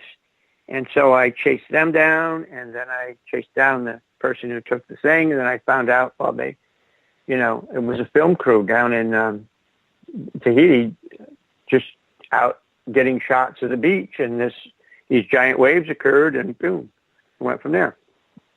So I said, that doesn't happen unless there's weather or earthquakes on a fourth quarter moon night. Something has to create those waves. So I looked at those both, I searched for the data on earthquakes at the time and weather. Nothing out of the ordinary that would have caused waves like this, except when you fold space, you're creating a tremendous amount of gravity that has an effect on ocean tides, because the moon and the sun are what run our tides, mainly the moon, but also the sun. So this started the journey of they were teaching me something. So this basically appears on the 150-degree longitude in the Pacific. Now on 10/15/14, which is another fourth quarter moon night, the wave moved north and west a little bit more. And there's another island exactly at that point where it was, they call them the Line Islands, where someone happened to take the picture of these strange waves, not thinking that they were strange, just thought that they were just wonderfully large. And then on 11/14/14, when they folded space, the same exact time as they did the other 2 months, the waves appeared off Oahu Beach in Hawaii. And they were filmed because the local NBC cameraman for the local station there has this thing about filming surfers on great waves and entering them in what they call the Billy Bong contest. And he just happened to be there at the right time, and he filmed this kid surfing this monster wave and sent it into the contest, and the kid won the contest that year. Now, it took me a little bit longer to chase him down, but when I chased him down, I said, there's some questions. I said, you filmed that wave, I gave him the date, 11/14/14, and I gave him the time. And he said, just like the other two, how did you know that? I said, first of all, you know what that night was? It was a slack tide moon, fourth quarter moon. Yeah. I said, well, where did you think the waves came from? If it's a fourth quarter moon, it's slack tide, which means there's no big waves to surf. And there's no weather or earthquake data to support it. Where do you think it came from? Because I didn't think about that. You're right. I said, you want to know where they came from? And I explained it to him. He's listened. Then he says, dude, you're blowing my mind. All I want to do is video surfers. I said, you idiot. It was funny. So we had a good talk, and he realized it. And so, like I said, each time I contacted these people, and I told them what time of night and what date they took it, even though no one posted that information. So now here's the kicker. When you look at my GPS location in the St. Lawrence Valley, you draw a straight line to Tahiti, and then you draw a straight line to, I think it's Kerteman Island or something, and the Line Islands. It's kind of hard to read. It's small. And then you do the third one up to Oahu Beach. Well, holy cow. What I noticed is that 9/15/14 incident went right over the LIGO lab. LIGO is a gravity wave detection one of the 3 in the world in Louisiana, jointly run by MIT and Caltech. So I thought, well, bet you something happened here. Because when you create that much gravity and you got sensitive equipment looking for black hole gravity billions of miles away, but someone folds space overhead and the beam goes directly over your facility, it's going to have a little effect on your equipment. And as I found out, because I know some people at MIT, I've been working with some of them, it ruined their equipment. They had to rebuild things. And so I'm waiting. I'm wondering what these guys are going to say. I didn't go after them right away, but I knew something was going to come up. And then in January 2016, Reitz and Schumacher, both directors of the labs, made this huge announcement on TV with NASA. We discovered gravity on 9/15/15. I said, you lying SOBs. So I waited till I could call these guys after they got back to their offices, and I called them. And I said, what'd you lie for? And they both said, excuse me? I said, what did you lie for? Oh, what are you talking about? I said, you reported to the world that you discovered gravity waves on 9/15/15, but you really discovered it on 9/15/14, and it happened at between 2:30 and 3 o'clock in the morning. Dead silence. And then one of them said, how did you know that? Well, I said, for one thing, I know what happened to your equipment because I do special work for the government still. And I said, because I know how it happened and why it happened. And again, dead silence. And then finally, Schumacher, he's at MIT, he said, Scott, can you write it up and send it to us? I said, yeah. But I said, I don't like the fact that you have to lie. That's the reason I left the CIA in 78. Because there comes a point where the way you were brought up and everything and the way that you ran your life, you don't like lies. And, of course, having my father, the person who he was, you couldn't get away with a fib with him.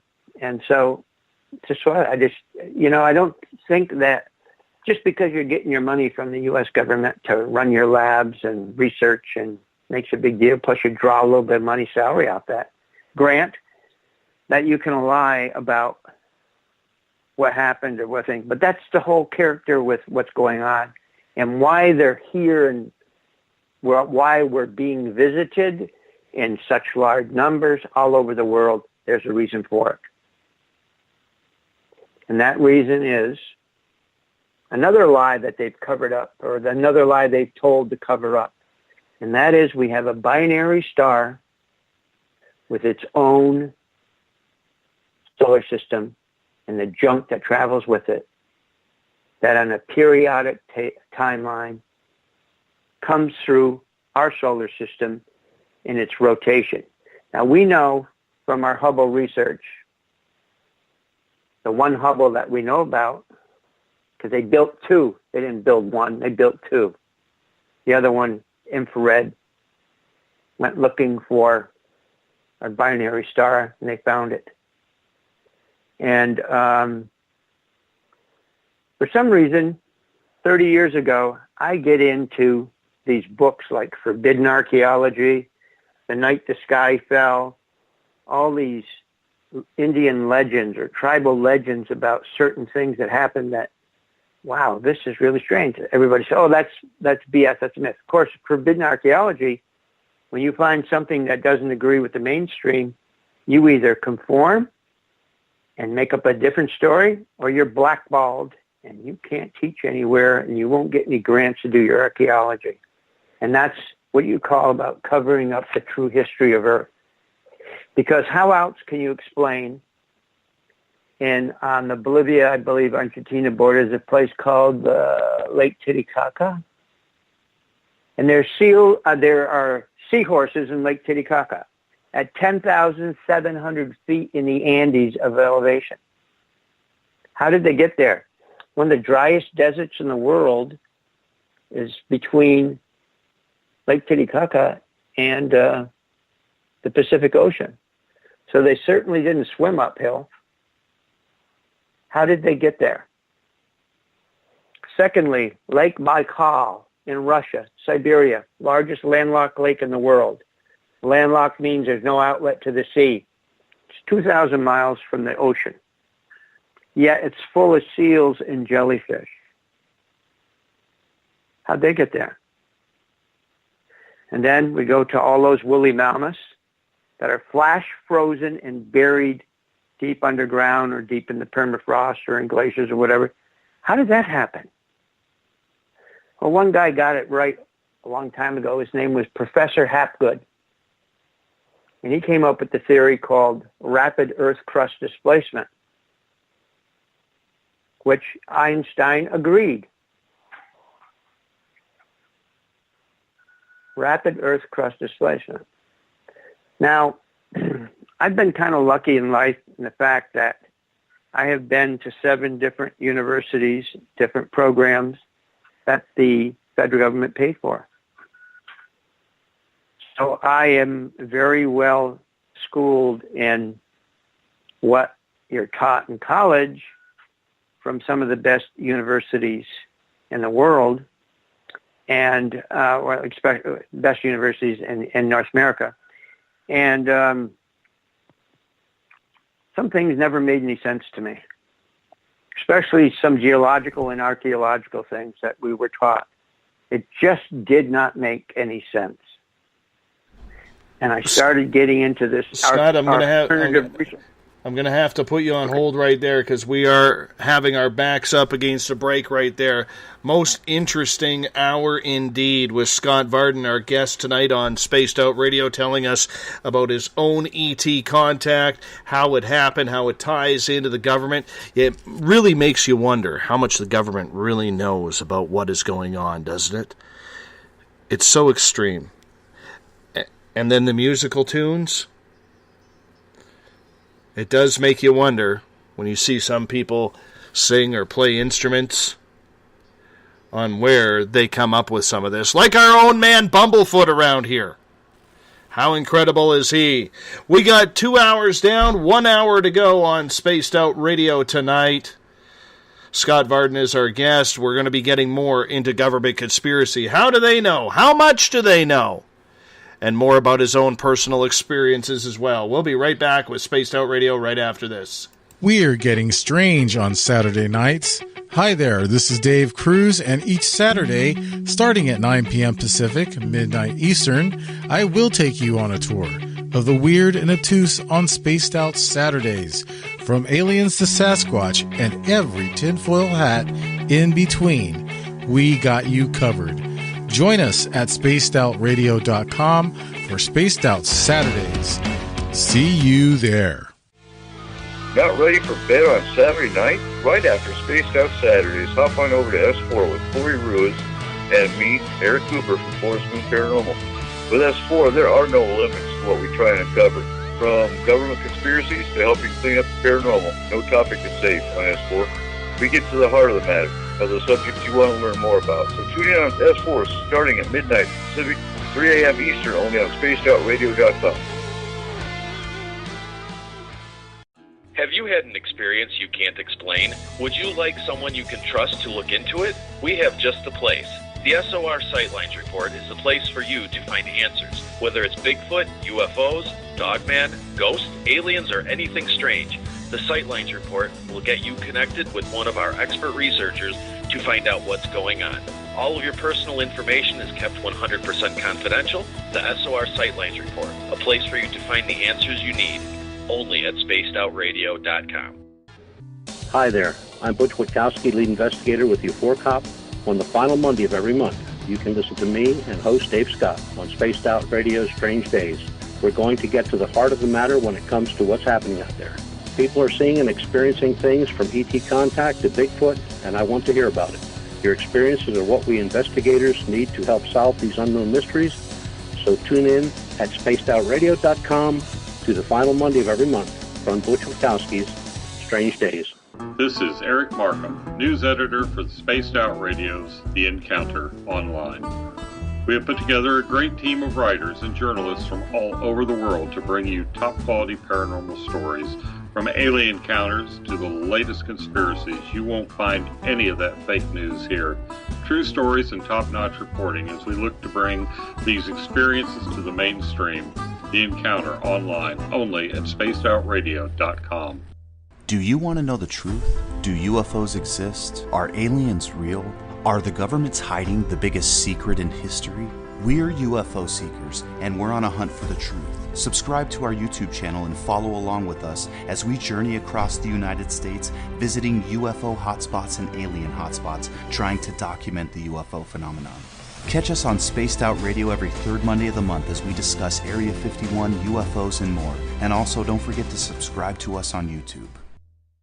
Patrolling the Pacific Northwest, we are always on the lookout for the strange and unassuming stories that real people are experiencing. Hi, I'm Vincent Zunza from Pacific North Weird. Me and Alexandra Sullivan have teamed to bring to you those odd stories that never seem to make it into the mainstream. Stories so weird that will leave you scratching your head wondering, is this real? It's as real as it gets with Pacific North Weird. You can watch our videos right here at spacedoutradio.com. Become more intimate and interactive with Spaced Out Radio. Join our Space Travelers Club with your new membership. For $5 a month, we'll provide you with special access to the website, monthly prize draws from books to psychic readings, along with monthly newsletter, private interviews, and more. Sign up today to be part of Spaced Out Radio's experience. Looking for a place to advertise at a very reasonable cost? Look no further than Spaced Out Radio. SpacedOutRadio.com has an advertising tab that you can click to check out our daily, weekly, and monthly packages to play on the radio, or our website including social media. From commercial spots to banners, we have it all. Check out our competitive pricing today. Don't have time to listen to Spaced Out Radio live? Wherever you are, the car, the office, the shower, or even if you're traveling, we're right here for you. Each Spaced Out Radio show can be found on iTunes, TuneIn, and on our YouTube channel, Spaced Out Radio Show. It's the perfect way for you to catch up on our shows. For more information, just head over to our website, spacedoutradio.com, and tune in to us today.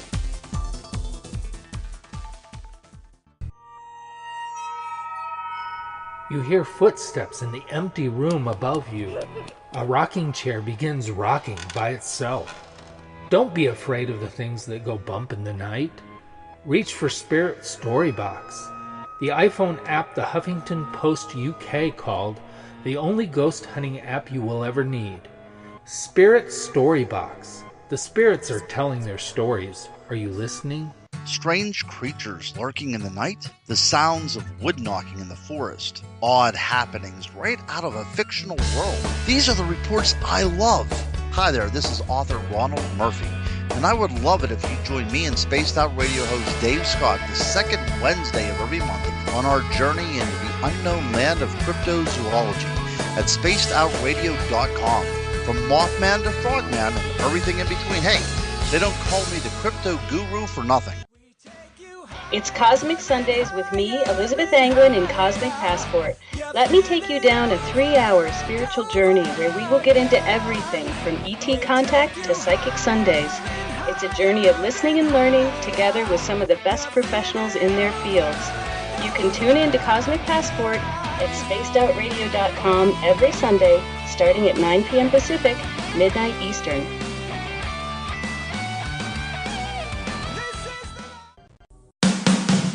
The views and opinions expressed by tonight's guest and topic of discussion do not necessarily represent the official policy or position of Spaced Out Radio, Spaced Out Weekend, Spaced Out Radio Limited, its hosts, syndicated carriers, or anyone associated with this broadcast. You're listening to Spaced Out Radio with Dave Scott. Follow Dave on Twitter at Spaced Out Radio and hashtag Spaced Out Radio. and on Facebook, Spaced Out Radio Show. Now, back to the program. Welcome back to the third and final hour of Spaced Out Radio tonight. I am your host, Dave Scott. Great to have you with us. Tomorrow night on the program, Derek Tyler is going to join us. We're going to debate positive versus negative extraterrestrial content and contact. That's tomorrow night starting at 9 p.m. Pacific, midnight Eastern Time at spacedoutradio.com. We welcome in everyone listening in on WQEE 99 Rock the Key down in Newnan, Georgia, home of The Walking Dead. We are live as well on the United Public Radio Network, 107.7 FM in New Orleans, and over 160 countries around the world. Great to have you with us as well. We are also live on KTLK, The Fringe FM, Renegade Talk Radio out of Las Vegas, and if you're listening in on Revolution Radio, remember, the Double R Machine is a donation station financed by you, the valued listener. Head on over to freedomslips.com and donate today. Bill Cardwell has set the password for tonight in the SOR Space Travelers Club. Absquatulate. Absquatulate is your password. Make sure you use it wisely, Space Travelers, as Bill sets a password each and every night right here on the mighty SOR. Now, if you want to follow us on social media, you could do so on Twitter, at Spaced Out Radio. Use the hashtag Spaced Out Radio if you want to connect live with me during the show as well. Give our Facebook page a like, Spaced Out Radio Show. You can also join us in live chat in the SOR Space Travelers group on Facebook. We're also on Instagram, Dave Scott SOR. You can listen to us on iHeartRadio in the United States, TalkStream Live, tune us in on TuneIn, download and subscribe to our shows on iTunes. Our website is spacedoutradio.com, where we have a plethora of features for you, including joining the SOR Space Travelers Club for $5 a month. You can also shop at our Spaced Out Radio store. Rock out to some Bumblefoot. Read The Encounter online, or watch some great video footage from Leslie Mitchell Clark's Contact TV and Tim Doyle's UFO Seekers. Everything at spacedoutradio.com. Scott Varden is our guest tonight on Spaced Out Radio. He's going the distance telling us about his extraterrestrial theories, what he has learned from Contact, and his way up through the government as well. Scott, welcome back. Thank you. Now, right before David, go ahead. Okay, as I explained to you sooner, a little while ago, about the importance of this folding space and the effect it had on Earth at these locations. And this all leads to everything, okay? Because the waves traveled north from September to November. They started on the 150th longitude, and they ended up in the middle of between the 150th and 165th. And I began to notice things, but of course I was also being schooled and prodded along, finding these clues about what they were trying to say. It wasn't just the visit. Enlightened people are nothing but messengers. When you look at the list of enlightened people on Google, you'll see that Christ is on that list. Now, I don't know if that was the guy's real name. He certainly had some great messages, great advice, how to live your life. And I'm not a religious person or a Jesus freak, but I don't believe he was a son of God. In fact, I know he wasn't, because I was schooled on this.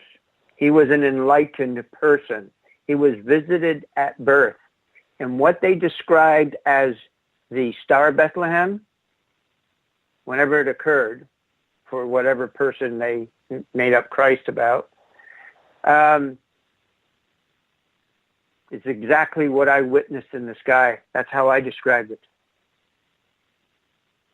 So they have been visiting Earth for eons, and their gift to the development of spirituality and technical development is important, because the higher you evolve spiritually and technically, the closer you get to the source.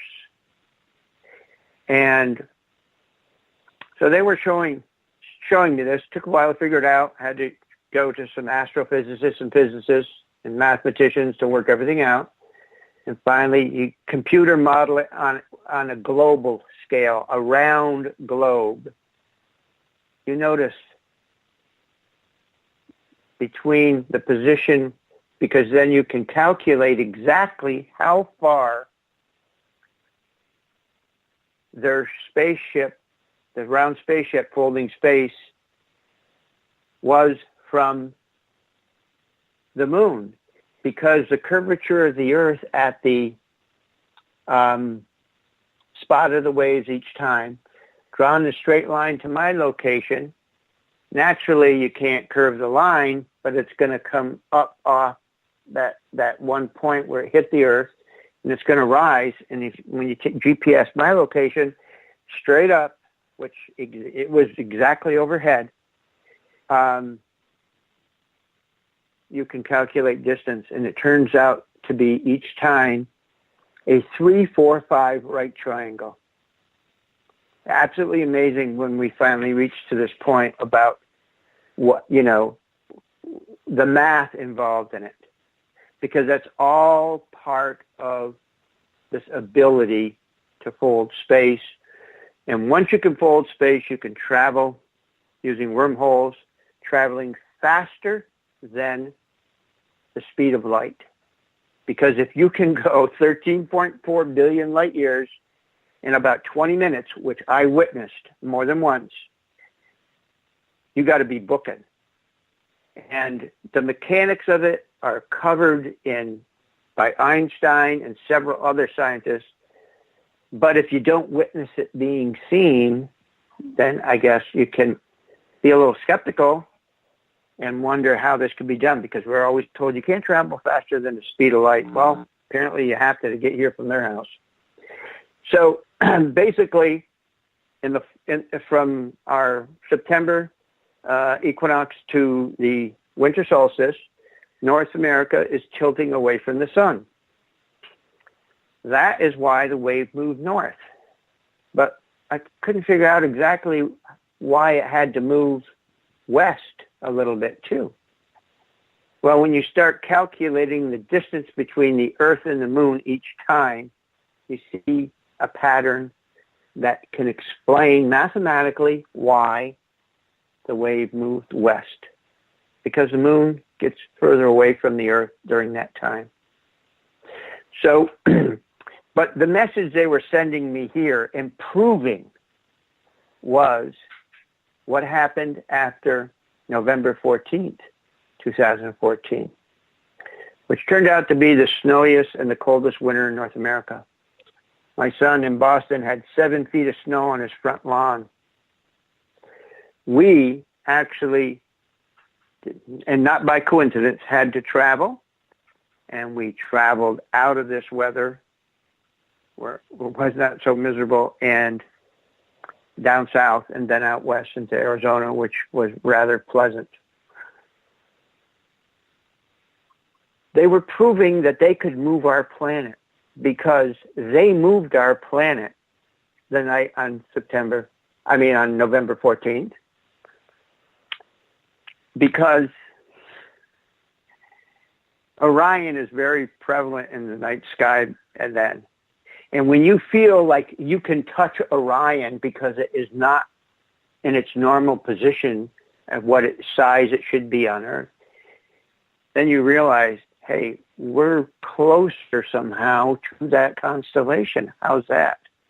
And then when they fly, they drop a red orb out of the ship, and you follow it around the house, because where I was looking at the ship that night, I followed it around the house. I had to go to the southern sky to see Orion, and that red orb flew right to Orion's belt.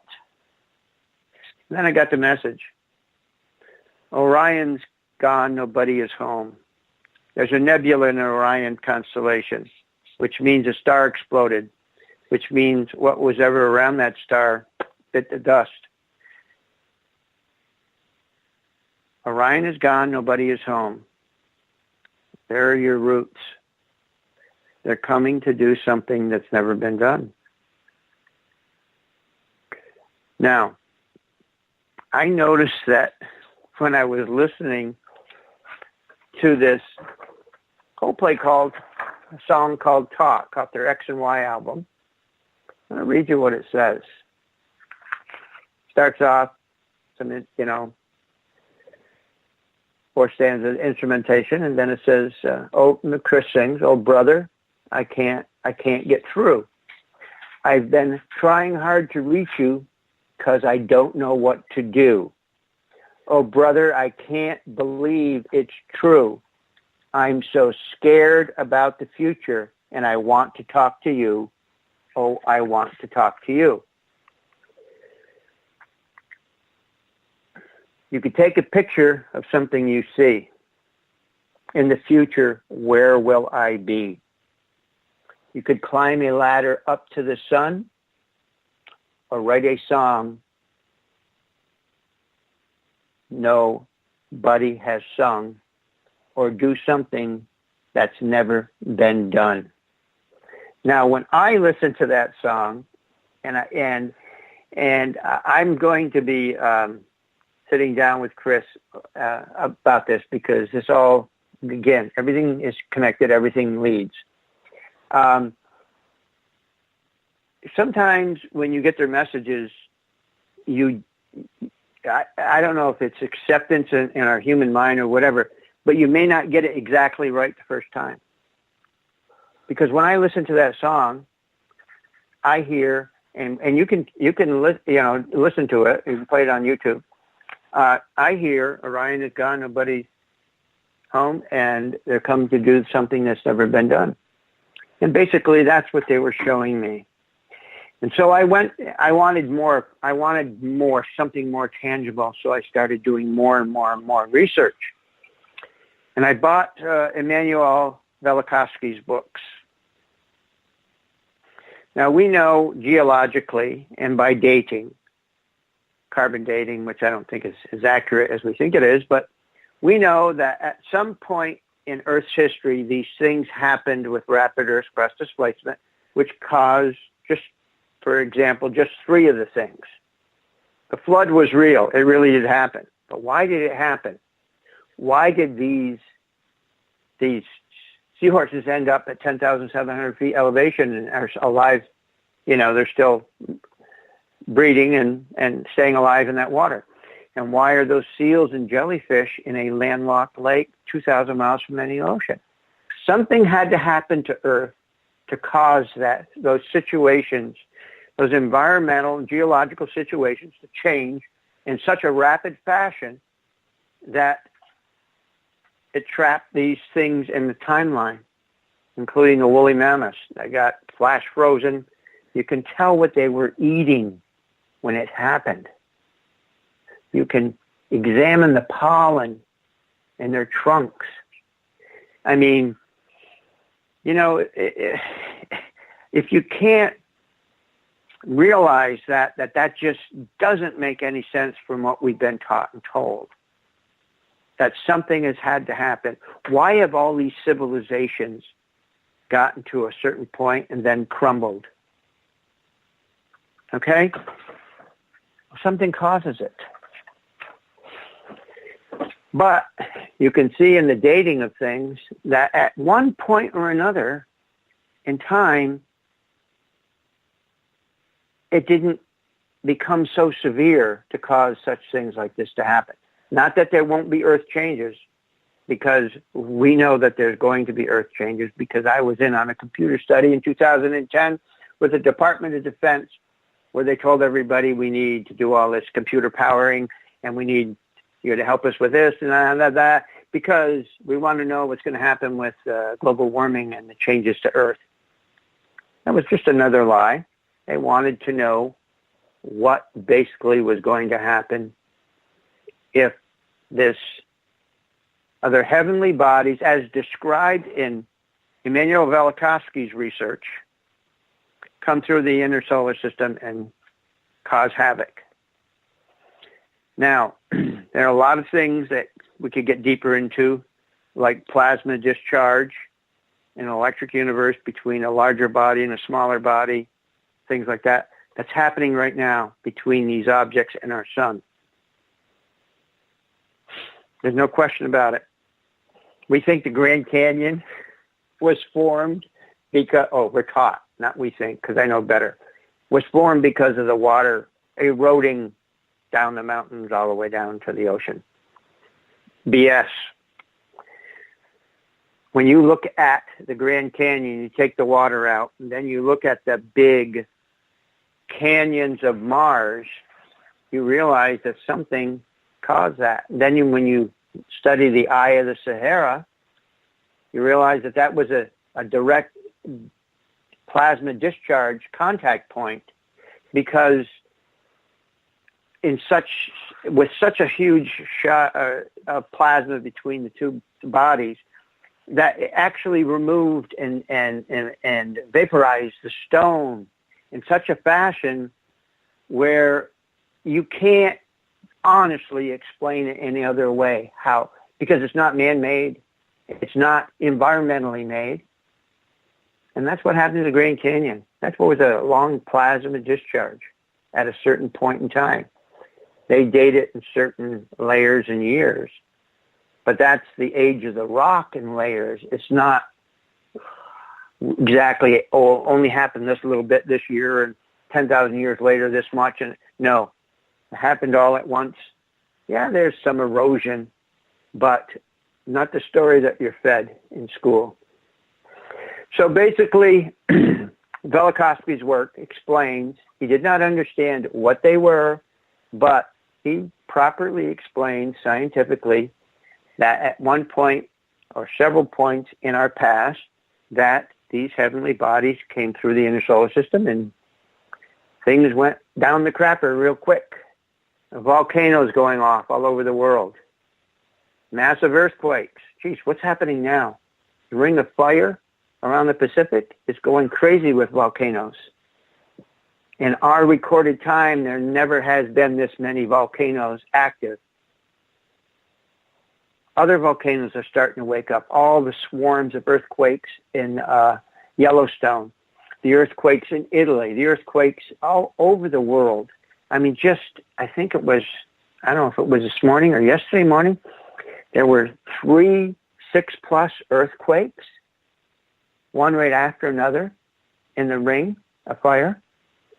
There's been islands evacuated. 111,000 people off an island because they know the volcano's going to go, and when it goes, it's going to be bad.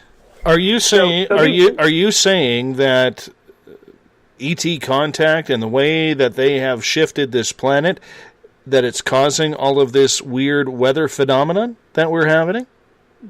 No, just the opposite. What I'm trying to say here is that we have in our history, archaeologically, geologically, and environmentally, proof that rapid Earth crust displacement has happened in the past.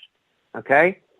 Now, what they were schooling me on was what they were doing, how they were doing it, with the plasma fusion-to-fusion reaction. And I even asked them, I said, okay, I understand this now, but I said, here's the problem I have. How do you get such a strong force of gravity out of your center core reactor in that spherical ship to the outside without imploding the ship? And that was the question they wanted, because you know what they showed me?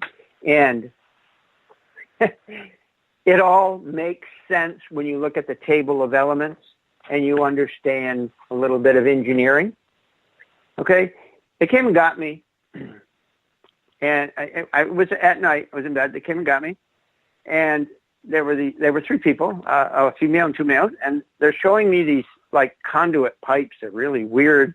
The inside was the shape of a star, and there was a huge layer of gold first, and then there was a huge layer of lead, and then a huge layer of titanium, and then a double layer of this material that looks like the same thing we make transistors out of. It's like a ceramic type material. And then it's repeated lead, titanium, and the ceramic material. So I'm looking at this and I'm thinking, what are they showing me this stuff for? There's nothing but a sewer pipe. Never thinking, So they they put me back. And my wife knew right away I was back. She goes, "Where'd you go?" I said, "You're not going to believe this." I said, "I asked them, and they showed me these pipes. And then, boom, I'm gone again." And this time they said, "Look at, you know your table of elements. Look at what we're showing you. Now, what do we do to our spacecraft and what's in our spacesuits to protect us from solar radiation?" Gold foil. So when you're going to project plasma so strong you can fold space, you better have the center lining to be gold to reflect that energy out, not let it be absorbed. That's the direct energy. But the indirect stuff is a radiation. And how do you stop the radiation on Earth? Nuclear reactors. You do that with lead and you do it with steel and titanium. So they were showing me, because I asked, and I told them that I understood all these things, but I didn't understand how they could get it out of the core reactor to project the plasma. Now, going back to Velikovsky. Velikovsky describes all this, but he didn't understand what it was, but he said it had to happen this way, about these other heavenly bodies coming through, and he blamed one on Venus and one on Jupiter. And I'm thinking, that doesn't make any sense. And then I come to the point where he says, and just when this happened and all the earthquakes were going off and the volcanoes all over the world, all of a sudden every tribe or civilization around the earth reported, this has happened more than once, in thousands of years, but reported that the sky came close to Earth. So he said they were afraid that they were going to get crushed if it did it again. So they did things like put up totem poles,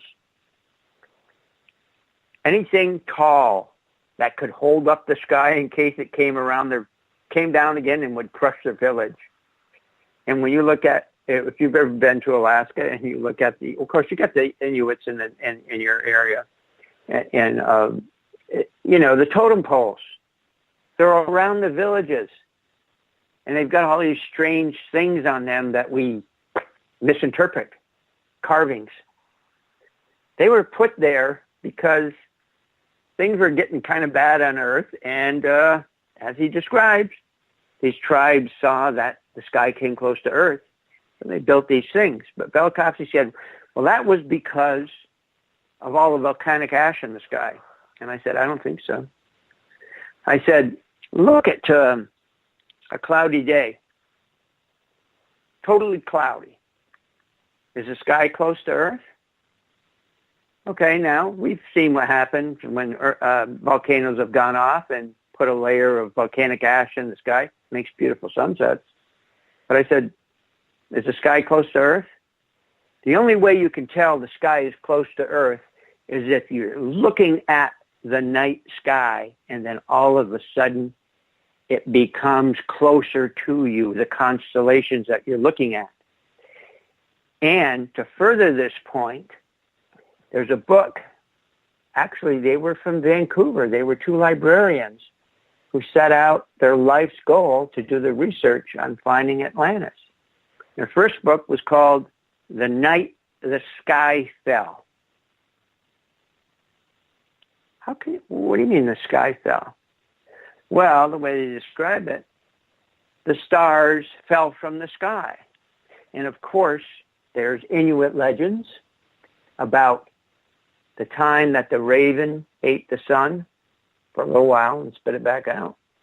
A couple other things like that are basically the same. They're describing the same thing that happened, but in a different way, in a legend, and we think, oh, that's a bunch of BS because it's a legend, because you didn't see it. That's why. Once you see it, you realize what it is. So my argument was, no, it wasn't volcanic ash. You have to see the sky, the night sky, space folded to think that the sky came close to Earth. But guess what? things calmed down after that, which means they moved our planet before.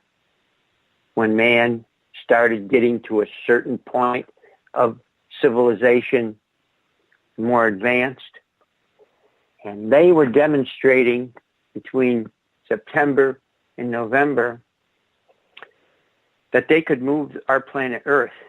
But they didn't do it till the November 14th time, and that's when we had the coldest and snowiest winter. Now, the first night after that morning visit, I was told to go outside. Must have been, 1, 2 o'clock in the morning. And here's what they showed me. This terrified me. They showed me from horizon to horizon nothing but angels coming to Earth. That's all I could see. And then they started showing me souls coming to Earth, but they also showed me things like past civilizations, great structures, bulging with souls coming to Earth, and then some of the souls would come down and would be planted right in the ground out where I lived in the country. And I'm thinking, uh-oh, I was brought up Catholic in Tupper Lake, and we learned in catechism that when Christ comes again at the end of the world, he's going to judge the living and the dead. Okay? So it scared the crap out of me, and I opened my mouth, and I shouldn't have, because I scared a couple other people. But the point is they were showing me what could happen, and then they showed me what will happen. Now, it makes sense to me, knowing I've had so much contact with these beings, that it makes sense to me that they are so advanced and they're so loving that they're like our babysitters. They have given us master painters. They have given us great musicians, they have given us great religious leaders and all these other things, because it's all part of loving and living life and evolving more spiritually and technically, like other advanced civilizations in the universe have. Now, if I've met over 200 different aliens so far, can you imagine just in our solar system how many different other civilizations? And people are so, they can be so gross, because just because something to them appears ugly doesn't mean that they're harmful or they're wicked or they're evil. Okay? I've seen some pretty strange looking beings, but none of them frightened me. I felt nothing but that unbelievable feeling of love. So I'm thinking, where all these stories come from. Then when I looked into these people's history and their stories, there was one constant theme. Most of these people, or everyone that I've read so far, and that's in the hundreds, they all admit, I had this experience, and this, like they showed me hell, or they, all these different negative things. They scared me. They looked like the devil or whatever. But I was on the wrong path of life, and I changed my life. I changed my path. That's a constant theme with these people who have this thing about these bad aliens or monsters or whatever they want to call them. Well, that's kind of a wake-up call. It's a way to change your path in life, because we all have a purpose. There's a reason we're all here. And their schooling did this. They brought me from one point to the next, to the next, to the next, over probably about 9 months before everything came together totally. Now, I want to go back. After the September visit, they started showing me and explaining all these other visits I had where I could never explain something that happened. I used to do a lot of work in the greater New York area, Connecticut, Massachusetts, New Hampshire, a special project. I did work at Disney World, Universal Studios, City of Orlando. all over the country. I got into the interlocking paving stone, which I imported out of Georgetown, Ontario, for a company called Unilock, and put them in business in this country. And I did huge, huge jobs, and this opportunity came to me in the strangest way, too. Because I was going to grad school and working as a labor steward on the very first road job where these interlocking paving stones were used on the side of the roads for certain features. And my father-in-law was chief of staff of the hospital, and they had 2 new doctors just come in, both of them from California. One a surgeon, the other one a women's doctor. So just as I am reading the instructions how you put this stone down, because the foreman for the crew who had the contract to do this came to me, I was a labor steward, and asked me to help him because he was illiterate and he could not read what these instructions said, but he didn't want his men to know that. So would I help him by reading it because I was in a position of authority? And so I did that for him. And I told him that, don't be ashamed. There's a way to get out of that. There's a way to learn. I explained it to him. So I'm sitting on the side of right on the curb of the road. And there was just 1 lane and 2-lane traffic open. And they're putting in this, or they were going to put in this huge sheet of interlocking paving stone on this island because grass wouldn't take there with the plowing in the winter and everything. So just as I'm reading this to these men, these 2 doctors were at a meeting at one of the sister hospitals, and they were driving to a hospital where my father-in-law was chief of staff, and they knew me. They saw me reading this thing. So when they got to the hospital, they went to my father-in-law, and they said, "Hey, we just saw Scott. He's in charge of putting in those paving stone on that road job." They said, "We want to use that on the new homes that we're doing. Can you have him get a hold of us?" And Henry knew what I was doing on that road job, and he found it kind of strange. So we had dinner with my in-laws that night, and Henry said, "By the way, if you knew this guy, he was in his 80s then, a Russian Jew, very poor family in New York City, and he did incredible things, and amassed quite a bit of wealth, and had a son very important to the world, Frank Vinokur, who was in charge of CDC diabetes unit in Atlanta for several years."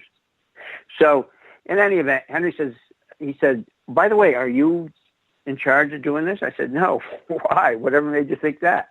So he told me what he was told, and I laughed. He looked at me, and he puts his right hand up with his right index finger up in the air, and he goes, "I see an opportunity here." Now, that was in, let me think, around 79 or 80, somewhere around there. It's kind of hard to remember exactly. And then we had the 1980 Winter Olympics in Lake Placid. That is where I got my first break. I did the venues with interlocking paving stone.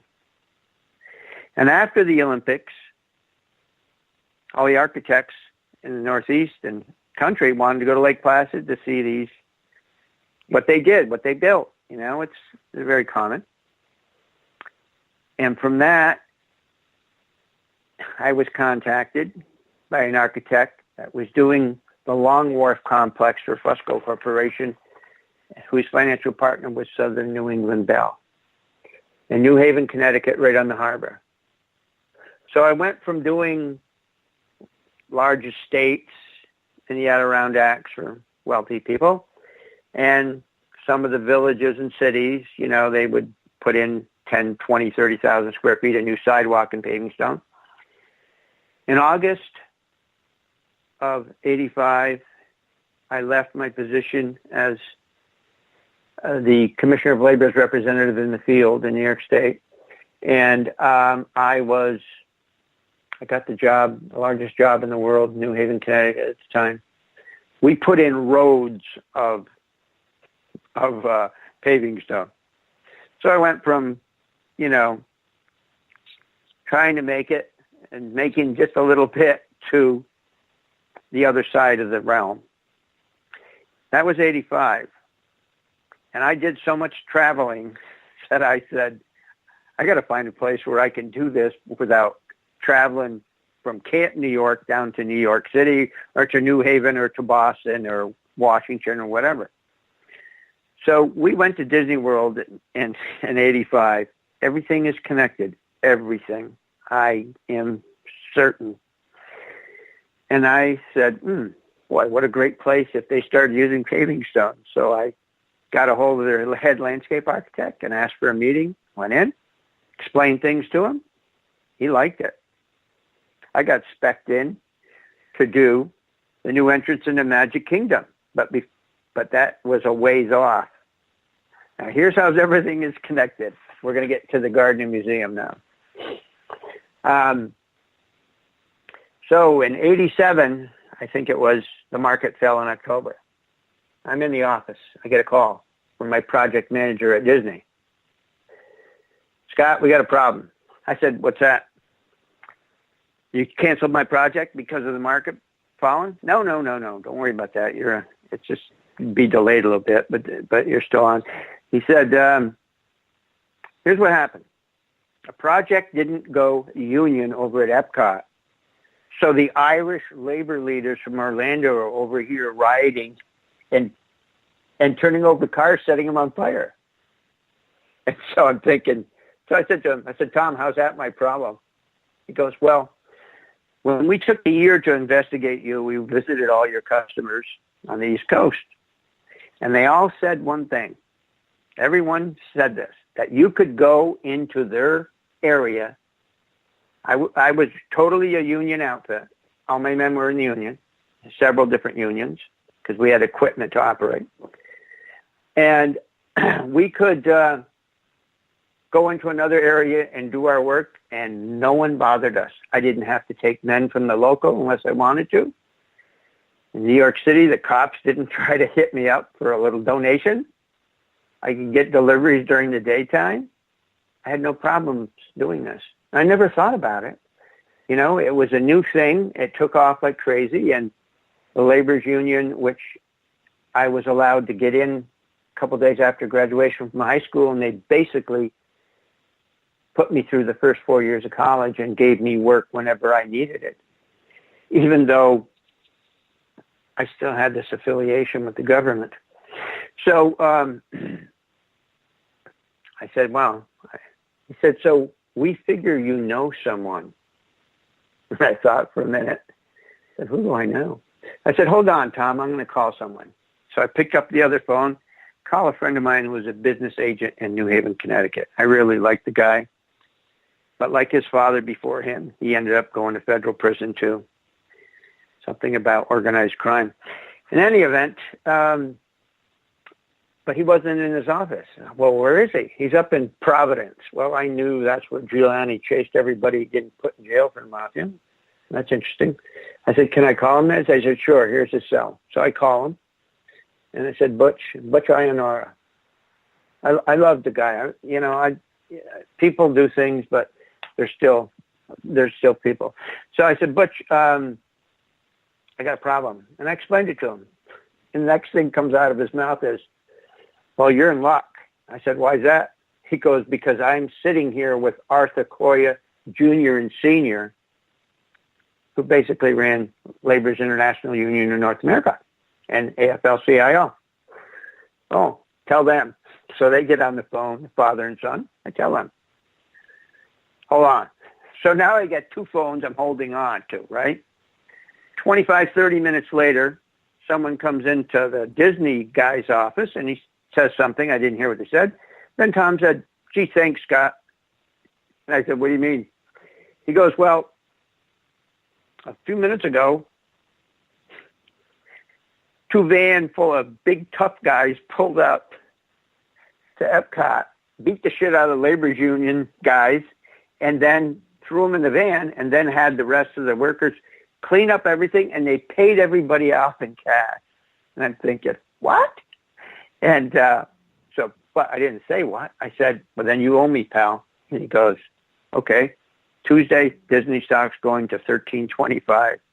Mortgage the farm and buy it. I did. My ex sold most of that stock off. In any event, but you see, there's a connection there. The Irish labor leaders. You see, Florida is an open state for the mobs, which means the Irish can operate and the Italians can operate, whatever. So, okay. So then I'm there and I did all Universal Studios. I did, in 89, I did the Orlando Arena, pulled them out of, I was a consultant on the job, and they were in trouble with their schedule, and they gave me the contract to put in the stone, and we did it. And not only did we do it, we did it without a punch list, and we did it more than 10 days before the deadline of the opening of the arena. So the city was very good to me, because the following year we went down to do our big job at Magic Kingdom. And what happens there is the first day on the job, this kid from the city who was what we called the gopher for the engineers on the arena job comes over and he said, Scott, we're waiting for you. And of course, a couple of my people knew him. And I said, oh, really? Why's that? And he looks at me really funny. He goes, don't you know? I said, don't I know what? He said, well, my mom, who was a city councilwoman, that's why he had the job as a gopher in the arena, ran for county executive. And the county, Orange County, and the city of Orlando floated the bonds for the IDA bonds for Universal Studios. And they told them that you were going to do the work, and whatever you charged was fair, and the work was going to be done all right, and not to bother me. And I looked at my men, they're listening to this, like, here we are putting in a mile-long, 4-lane road with 2 huge turnaround circles for those big Nova buses that Disney wanted to start using to bring the people directly from the hotels into Magic Kingdom. And I mean, this was a massive job, 4-lane road for buses. So everybody's looking at each other. And I said, okay. So I grabbed one of my project managers and I said, let's go. Went over and sure thing. I met with a company, Mel & Stewart, and this is you got this job, and okay, we're here to listen to you. What do you want? What do you need? The whole 9 yards. Yeah, that was rather nice because Disney couldn't keep up with my people because they were union. They were making union wages from New York, not from Florida, which was $5.35 an hour then. They were making over $15 an hour. Plus, they were housed in beautiful housing, condos, and they were given a meal allowance each week. So they produced because they were all off the farms in northern New York. They were all sons of farmers who knew what a day's work was. And after the first year, when they made over $100,000 working full time, they realized this was a little bit better than getting up real early in the morning and milking and things like that. So they were very loyal. They were very good. And that is the only reason that I was very successful with getting the work that I did all over the country on very important projects, because I had good people. I studied Peter Drucker in business school, but I had good people. I surrounded myself with good people, honest people, hardworking people that appreciated being treated. And you have to treat people like that properly if you're going to keep them and you're going to be able to produce what people want. So that led to so many other jobs in Orange County, Orlando region, and then out west and everything. But go back into the 80s, I had a customer in Stamford, Connecticut that called my office when I was in St. Martin's and said, we need to see Scott. And my project manager said, well, he's in St. Martin's. And they said, well, tell him we'll fly him up and fly him back, but we need to see you guys. So he gets a hold of me, and I fly up to LaGuardia, and not LaGuardia, but Kennedy, and my PM picked me up, and we went to Stanford for this meeting.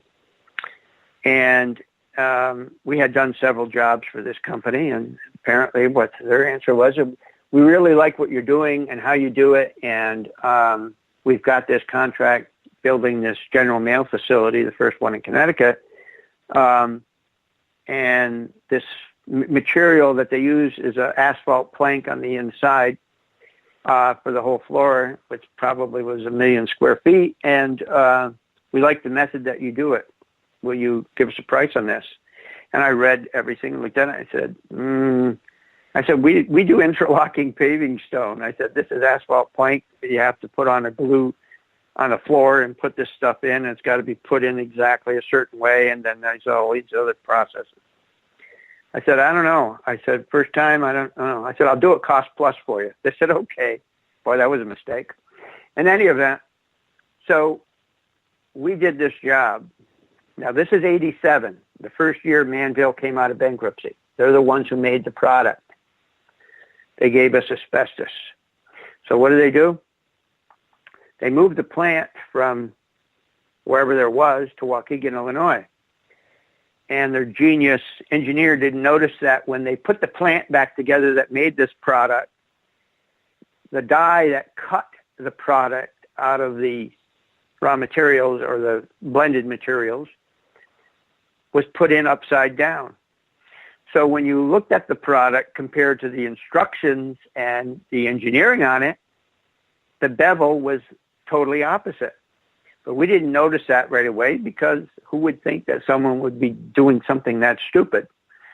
So they, I get, I don't know, probably a week in the job. We've got 120,000 feet down, and my superintendent comes to me and he said, Scott, he hands me the paper that describes the product, you know, the engineering. And I said, yeah, okay. Then he hands me one of the plank. He said, look at this. I looked at it. It took me a couple minutes, and I said, that bevel's cut the wrong way. He said, that's right, and it's leaving a gap, an incorrect gap.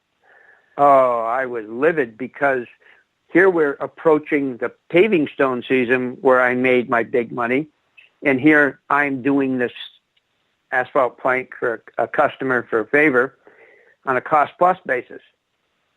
So I called the company, and I told them, here's what you got to do. Go out in the warehouse, take one of your instructions with you, and go see what you have sitting in the warehouse. They did. They didn't figure it out. I said, look at the plank. You cut it upside down. Your die is upside down. Oh, yeah. We'll be right out. Next morning, they flew in. 2 guys came, 2 old guys. They hated Manville anyways for what they did. And so we go out to lunch, and I bring a couple of my key people with me, and we're discussing what we can do. And they said, well, look, here's what we'll do.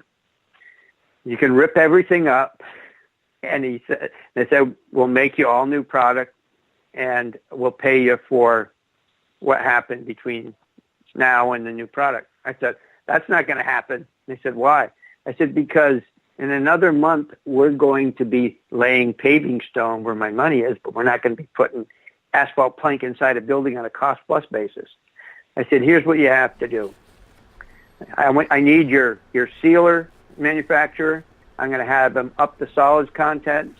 We're going to heat the building to 95 degrees and use a small roller. When I say a roller, I mean a mechanized roller, to knit this material together and then put sealer with a higher solids content in it to fill up the gaps, and it'll be fine. And they are you sure? I said, yeah, because you're not putting me out of my paving stone business. I've got like 3 years worth of work lined up, and I have to start these jobs and turn them over at a certain time. So I said, this is what's going to happen. So they agreed to it, and we did it, and actually got an award for the job. And we never told the post office that something's wrong with your plank. We just made it right. And we got out in time to start our own work. So this led to Manville coming to me in Orlando when we did all the hard rocks. And there was such a labor shortage of skilled craftsmen that we even did the finished work on the inside of hard rock. I designed all the exterior hard surfaces in front and back. So, my friend, I hate to butt in here. We only got about 3 minutes left with you tonight. This has flown on by, and I want to get more into the UFO side. Like I said, we only got about 2.5, 3 minutes. Where do you see your research going from here? Well, it's not where my research is going from here. Is what's going to happen between now and 2022.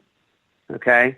We know, and we've known for a long time, that our binary star is part of our system, and it's coming through. We know it's come through fast, and we've planned for it. Now, I say we. I wasn't in on the planning for it, but that's why all those underground shelters, 135 that I know of, 138. In fact, I've got someone from the family that's in charge of one of them for Ajuca, Arizona.